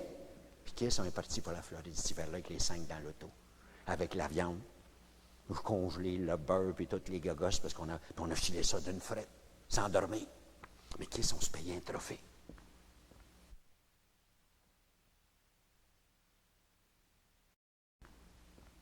On se payait un trophée. Et ça, dans un sens, c'est une preuve que tu vaux quelque chose. Mais il y a une autre preuve qui vaut quelque chose aussi. Et celle-là est aussi importante à l'heure actuelle. C'est de passer à l'action. Embraye! J'étais à Chandler en fin de semaine. Je suis allé faire un tour à Fort-Daniel. Fort-Daniel, c'est très, très beau, une belle baie. Il paraît que Jacques Cartier est arrivé d'abord dans ce baie-là, à Fort-Daniel. Puis à Fort-Daniel, ils viennent de découvrir, ils ont découvert il y a quelques années, là, 4 ans ou 5 ans, une montagne de calcaire pour faire du ciment. La montagne est tout près du port. Ils ont trouvé à Boston des clients qui sont prêts à acheter en vrac le ciment. Alors, tu ferais du ciment qui pourrait être soufflé dans un bateau en vrac, puis livré à Boston, juste de l'autre côté. C'est une économie extraordinaire. Aucun transport en camion. Ils ont dépensé 8 millions à date pour faire l'étude. 4 ans et demi. 500 employés possibles dans ça. Mais là, ils ont un problème. Ils pensent pour faire la soufflerie, il faut que les bateaux ne peuvent pas approcher la baie passée. Alors, il faut avancer le tuyau dans la mer un peu. Donc, il faut mettre 8 pylônes en béton. Mais les caisses d'homards, ils ont-ils aimé ça? D'un coup, le homard se choque sur le béton. T'imagines-tu où est-ce qu'il est, le ciment? Ce que je leur disais, c'est où est-ce qu'elle est, la poche de ciment? 8 millions plus tard, là, ils font une étude d'impact du ciment sur le homard. Tabarnak! Puis hier soir, je regardais les 14, je sais pas si vous avez vu ça, c'est très beau ça, hein, quand ils signent des protocoles. Vous avez vu ça, comment ils signent ça, des protocoles? Ils se mettent 14 en ligne, puis ils se passent les cahiers, puis ils signent, puis ils signent. Puis ils ont signé un autre protocole, c'est un protocole pour un TGV, ça. C'est un TGV. C'est toujours le même kiss de TGV, ça fait 6 ans qu'on entend parler. Quand il va arriver le TGV, kiss, il va être à basse vitesse, à la vitesse qui s'en vient. Hein? On fait des protocoles. Mais ça ne fait pas des TGV, ça, des protocoles. Il n'y a pas de ministère de TGV au Québec. Pas plus qu'il y a un ministère du ciment, tabarnak. Puis c'est ça le drame. Puis dans nos propres vies, c'est pareil. Embraye. Embarque, puis on n'embarque pas. Puis c'est vrai que des fois, c'est tough. Des fois, on a mangé un coup de pied, puis il y en a parmi vous autres, puis moi aussi, j'en mange des coups de pied. Puis des fois, tu te fais tirer le tapis tellement raide que tu ne vois plus clair. On raconte qu'au sommet du mont Everest, quand tu arrives vers les 28-29 000 pieds, en dedans de 5 minutes, la température change. En dedans de 5 minutes, tu passes d'un soleil radieux à une tempête à ne pas rien voir en avant de toi.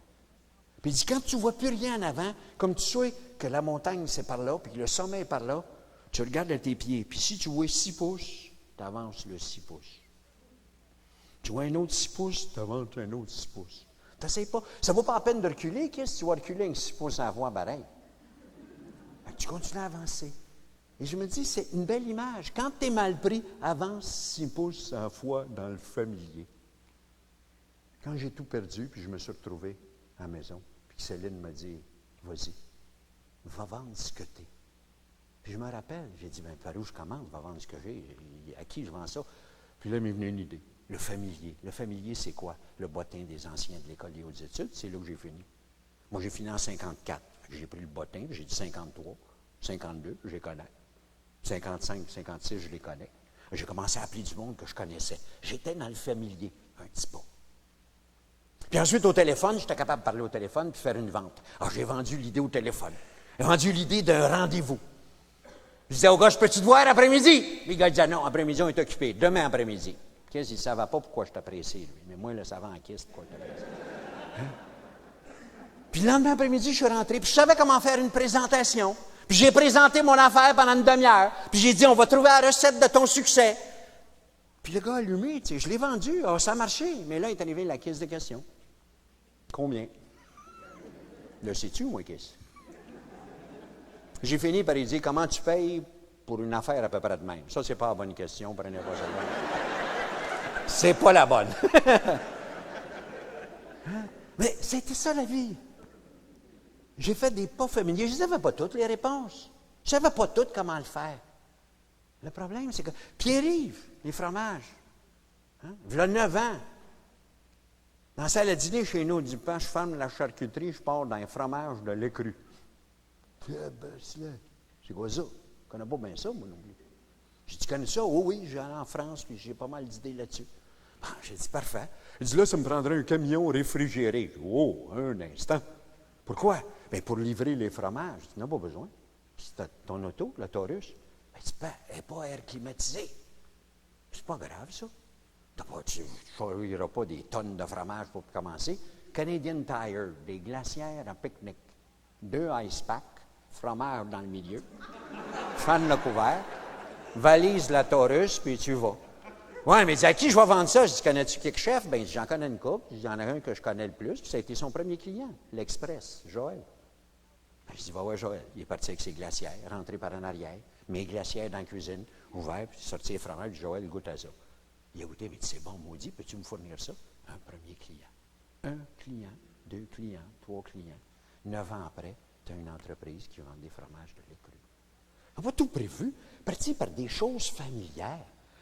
Puis, il y a un type que je connais très bien, que j'admire beaucoup d'ailleurs, parce que j'ai eu bien du fun à raconter son histoire. Il s'appelle Salvatore Paracu. Le connais-tu, Salvatore Parasuco? Hein? Salvatore, là, des années 70. Salvatore a un petit magasin sur la rue Sainte-Catherine. C'est un Italien, il vend des jeans, des UFO. Mais c'est la mode des lits délavés. Puis il entend dire qu'il y a des clients qui disent que ces UFO se délavent mal. Fait que le soir, il arrive à la maison avec une paire de jeans, puis il dit à sa mère, mets de l'eau de javel dans la caisse de laveuse, on va délaver celui-là. Puis ils l'ont délavé, puis il est venu beau. Le lendemain, tout fier, il met son délavé dans la vitrine, puis il dit là, les gens vont pouvoir voir que ça se délave, mes jeans. Deuxième client qui rentre. Des jeans, oui, monsieur, certainement, vous avez ici. Non, non, il dit, je ne veux pas celui-là, je veux celui qui est dans la vitrine, le délavé. Ah! Non, un. Il est dans la vitrine. Il dit, n'avez-vous besoin de suite? Non, non, demain, ça irait. Demain, je vais en avoir. À 6 heures, il a sorti tous les kisses de jeans du magasin, il l'a mis dans son char, puis il est arrivé chez eux, puis il a dit, le pain, la main, on lave. Kiss, il y a photo ici, les cordes à linge dans le bout de Saint-Léonard, plein de jeans, soir là, les bras de balcon pleins, il délavaient une usine à délaver. Puis le lendemain, Kiss, il vendait des jeans délavés. Ça, c'est les années 70. À l'heure actuelle, l'entreprise, 600 personnes travaillent maintenant, et plus de la moitié de la production, 1,5 million paires par année, est vendue aux États-Unis et en Asie. Même mes business. Pas commencer par acheter une usine de délavage avec une subvention du provincial et du fédéral. Commencer par la laveuse de sa mère, sa ma tante, son mononcle, puis toi, qu'est-ce d'Italien dans le bout. Ce soir-là, il ne mangeait pas du fromage, il ne faisait pas de vin ni du spaghetti, qu'est-ce, il délavait des jeans. Mais ça a marché. Mais c'est ça, partir une business. Puis à l'heure actuelle, je regarde, on a des cours aux adultes qui veulent partir en business, ils passent l'année à faire leur plan d'affaires. Yes. Puis quand ils ouvrent la porte, 2 semaines après, le kiss de plan, ça n'arrive pas de même. Ça ne rentre pas de même. Pour moi, c'est ça qui est arrivé à Biosphère. Ils ont fait un grand plan. Hein? Puis ça m'amène au troisièmement aussi qui va avec. Pouvoir se parler, pouvoir se questionner, pouvoir se mettre en question dans sa tête. J'ai jamais été pour les mathématiques dans la vente. Ceux qui sont vendeurs savent ce que je veux dire. Tu sais, tu fais 20 téléphones, tu as 7 rendez-vous, puis tu as 2 ventes. Mais je peux vous dire que c'est une maudite bonne méthode pour quelqu'un qui veut se décourager, qui ne veut pas se décourager au téléphone. Parce que tant que tu n'as pas fait les 20 premiers téléphones, tu n'as pas d'affaire à te décourager, tu n'es pas rendu là, Kiss. Chaque fois que quelqu'un dit non, c'est un de moins qui va dire non, Kiss, j'arrive vers celui qui va dire oui bien vite. Puis tu te sens. Mais au contraire, quand on se parle dans la tête et qu'on a 5 de fait qu'on dit que c'est pas bon, c'est fini, tu ne pars jamais. Et ça, peut-être, c'est le point de départ de l'optimisme. C'est quand tu peux remettre en question tes idées que tu as à l'intérieur. Quand tu peux... Mais vous allez me dire, Jean-Marc, à t'entendre parler, il faudrait tout être des optimistes, non? Voulez-vous que je vous apprenne quelque chose? Un pessimiste, c'est un meilleur sens de la réalité qu'un optimiste. Un optimiste, ça n'a pas une bonne appréhension de la réalité. C'est-à-dire moins bonne qu'un pessimiste. Puis remarquez comme moi, il y a des fois, je suis content de faire affaire avec des pessimistes. Dimanche, en revenant de Gaspé dans l'avion d'Air Alliance, j'étais très content à Montjoly, comme le capitaine de l'avion soit pessimiste. Il a fait le plein. J'aurais pas aimé avoir un optimiste qui dit pour moi, je n'ai assez pour jusqu'à Québec. On devrait pouvoir se rendre. D'ailleurs, ces kisses d'avion-là sont tellement maganés que le gauge ne marque pas exactement. Non, non, j'étais content qu'il le fasse à Montjoli, quitte à en reprendre à Québec, mais au moins, tu sais, prends pas de chance. Puis ce soir, avant de partir, je regardais un peu la télévision, puis je regardais Jacques Villeneuve. Puis il y a une idée qui m'est venue derrière la tête. C'était peut-être la différence entre Jacques Villeneuve et Gilles. Je l'écoutais, puis je me disais, Gilles était un optimiste à outrance. Jacques, un peu de pessimiste. Mais c'est un optimiste, parce que regardez, quand il a perdu, c'est à Monaco qu'il est sorti avant de finir, il n'a pas fini la course. Il n'a pas dit, c'est une catastrophe, c'est permanent. Puis je ne vaux rien, j'aurais dû rester à Berthier. Il n'a pas dit ça, il a dit, c'est un gun, on l'oublie celle-là, en arrière, on passe à l'autre, puis il est arrivé troisième à l'autre. So what? Son père était optimiste, mais il manquait peut-être juste ce petit brin d'optimisme flexible qui fait que lui est capable de freiner à un moment donné, juste assez pour éviter le mur de béton. Hein? Puis c'est ça qui est toute la différence. C'est pas vrai qu'il faut être tous. Jean-Marc, il le reconnaît. Puis il y a des gens, puis il y en a un ici ce soir, je pense qu'il est juste là, c'est mon directeur de banque.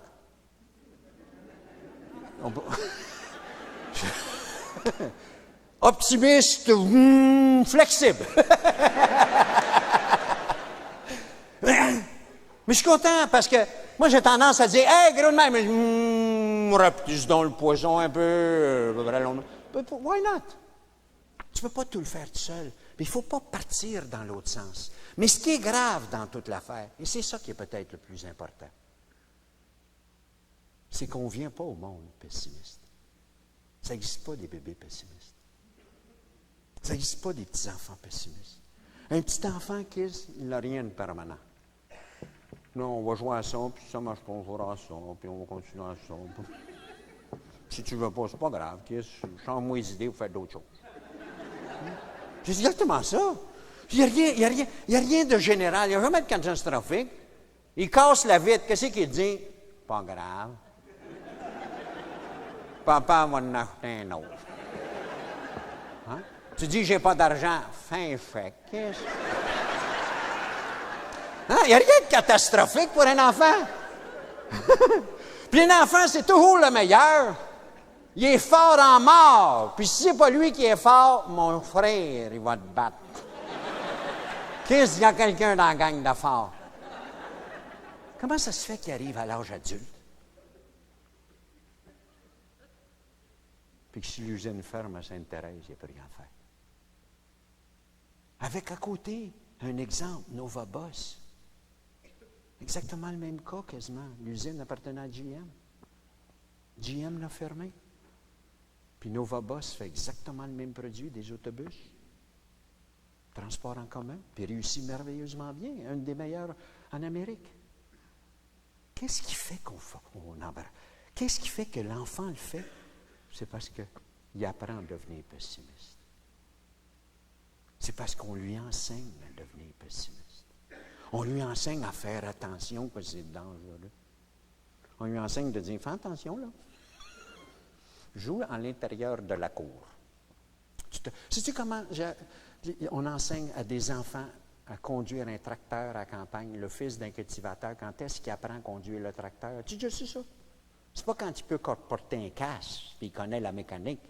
C'est quand il a les pattes assez longues pour joindre la pédale. C'est comme ça qu'on teste ça. On dit qu'est-ce qui a la jambe assez longue? Voilà le tracteur. Il vient de passer son permis. Puis c'est vrai qu'il peut verser. Mais on laisse une chance pour lui dire, hey, tu as encore une valeur, tu as encore quelque chose à l'intérieur. Les choses vont arriver, puis tu as quelque chose à l'intérieur. Mais on a une société dans laquelle on fait exactement l'inverse. On a une société dans laquelle on essaye de dire aux gens, non, ça ne marche pas. Non, ça ne pourra pas marcher. Et c'est ça peut-être l'idée de fais-toi confiance. C'est que si toi, tu ne te fais pas confiance, comment les autres vont faire pour le faire? Si nous autres, dans ce pays, on ne se fait pas confiance. Si nous autres, dans ce pays, on n'est pas capable de dire, sacrifice, on va le prendre le but par corde, on va en faire une cimenterie.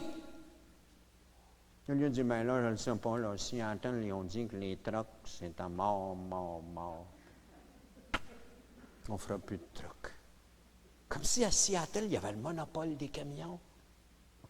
Comme si ailleurs, j'entendais l'autre fois que le danger que le Atomic Canada déménage à Toronto, c'est que ça va devenir Atomic Ontario. Puis moi, à la télévision, j'ai dit, pourquoi tu ne l'appelles pas Atomic Québec? Qu'est-ce qui est fausse? Non, ça c'est très complexe, c'est une affaire très difficile. Comment se fait qu'un enfant ne penserait pas de même? Il y a 300 ans à nos ancêtres. Sacrifice. Ils étaient tous des optimistes. Ce qui me fait peur, c'est qu'on l'enseigne. Fais-toi confiance, ça commence par toi. Et c'est ça mon histoire. L'histoire de mon joueur de football. Il jouait au football pour une université sur la côte est américaine. Il y avait une bourse d'études pour jouer au football. Il était bon, moyen. Mais après une pratique un lundi, le coach s'est approché de lui et il a dit, « J'ai des mauvaises nouvelles pour toi. Ton père vient de mourir en Californie. Alors fais tes bagages, tu reviendras lundi prochain. » Puis le jeune homme, il dit, « Lundi prochain, mais coach, on a une partie samedi. » « Ah, il dit, « Fais-en pas, on va te remplacer. » OK, c'était facile à remplacer, il jouait souvent sur le banc. Mais ils ont eu une surprise, parce que le vendredi après-midi, il était revenu, le jeune homme. Il a pratiqué comme un démon. On ne l'avait jamais vu pratiquer de même. Trempe en lavette après la pratique, il s'approche du coach, dit, « Coach, une faveur à te demander. La partie de demain, je voudrais commencer. J'aimerais ça être dans l'équipe de départ. » Alors le coach dit, « Écoute, c'est une grosse équipe qu'on rencontre demain, on va mettre nos meilleurs pour commencer. Mais fais-toi-en pas, tu vas jouer un gros 5 minutes dans la partie. » « Coach, je ne veux pas jouer 5 minutes. Je veux commencer la partie. » Il plaide tellement bien que le coach il dit, « Correct, va te faire un deal. 3 minutes, par exemple. On va essayer de t'endurer pendant 3 minutes au début. Mais si tu ne fais rien pendant 3 minutes, c'est fini, tu ne joueras plus de la partie. » Le lendemain, la partie commence. 1 minute et demie dans la partie, il fait un toucher. Il n'en revient pas. La partie continue, 2 autres touchés. Le même joueur fait 3 touchés dans la même partie. Extraordinaire. Tout le monde saute dessus après la partie. Le coach s'approche et dit, « Mon Dieu Seigneur, tu es un vrai professionnel, mais tu n'as jamais joué de même. Qu'est-ce que tu étais arrivé en Californie? Avais-tu pris des cours en Californie? As-tu mangé du tigre? » Puis coach, le jeune homme, il dit, « Non, coach. Il y a une histoire que tu ne savais pas au sujet de mon père en Californie. Mon père en Californie m'a été aveugle. Il ne m'avait jamais vu jouer au football. Après-midi, il a vu sa première partie. Vois-tu, on joue des games toute sa vie. On a des enfants tout autour de nous autres. Des enfants de 35 ans, de 40 ans. Des petits-enfants pour les grands-pères. Ce que je veux montrer à mes enfants, puis je peux vous dire que les 3 conférences que je viens de donner au public à l'heure actuelle m'ont forcé. Je n'ai jamais eu autant de pression, je pense, que la 7e fois en face de vous autres. Mais je l'ai fait un peu dans l'idée de dire, j'ai 18 petits-enfants, puis leur montrer qu'il n'y a pas d'âge où tu arrêtes. Tu continues. Peut-être pas toujours dans le même domaine, parce que physiquement, tu n'as pas la même affaire, mais tu continues. Tu joues la game de la vie. Parce que tu joues la game de la vie en les regardant en disant, c'est pas vrai que les coups de pied que tu as mangés, c'est permanent. C'est pas vrai que c'est permanent. C'est temporaire parce que tu peux t'en sortir. C'est pas vrai que c'est catastrophique, puis tout le monde s'est effoiré, pantoute. Et ça vaut pour un enfant qui revient à 4e année puis qui vient de couler son examen de mathématiques. Il faut lui dire, c'est pas grave. Il y en a d'autres examens de mathématiques. Toute ta vie, tu vas avoir des choses à reprendre. Puis c'est pas grave, si tu manges un coup de pied, c'est pas nécessairement de ta faute. C'est peut-être les autres qui sont malheureux. Toi, t'es bon. Puis toi, tu as le droit de garder tes convictions puis continuer pareil. Mais ils ont besoin d'un grand-père et d'une grand-mère pour le dire. Mais ils ont besoin aussi d'un père et d'une mère pour le dire. Vois-tu, le père de Toby, il n'a pas pu l'enseigner à Toby. Il est passé par-dessus le pont Jacques-Cartier. Mais quand je regardais la petite Vaillancourt qui me parlait, puis je l'ai vue dans la salle dimanche, je me dis, elle est en train de l'enseigner. Quand j'ai vu Bernard Voyer ici, qui a fait une expédition, puis j'y ai dit d'ailleurs au pôle Sud, quand il était découragé, tu es en train d'enseigner à l'univers que quand tu as un grand rêve, tu es capable de le faire. C'est fort, un humain. À ce moment-là, tu enseignes l'optimisme flexible. Chacun de nous autres a une game à jouer. Puis elle ne commence pas Dans 3 semaines, elle commence à soir. Elle se continue demain. Bonne chance. Bonne game. Salut.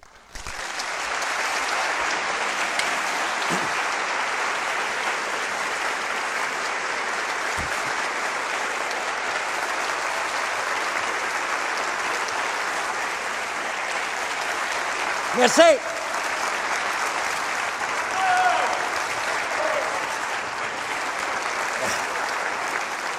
Merci.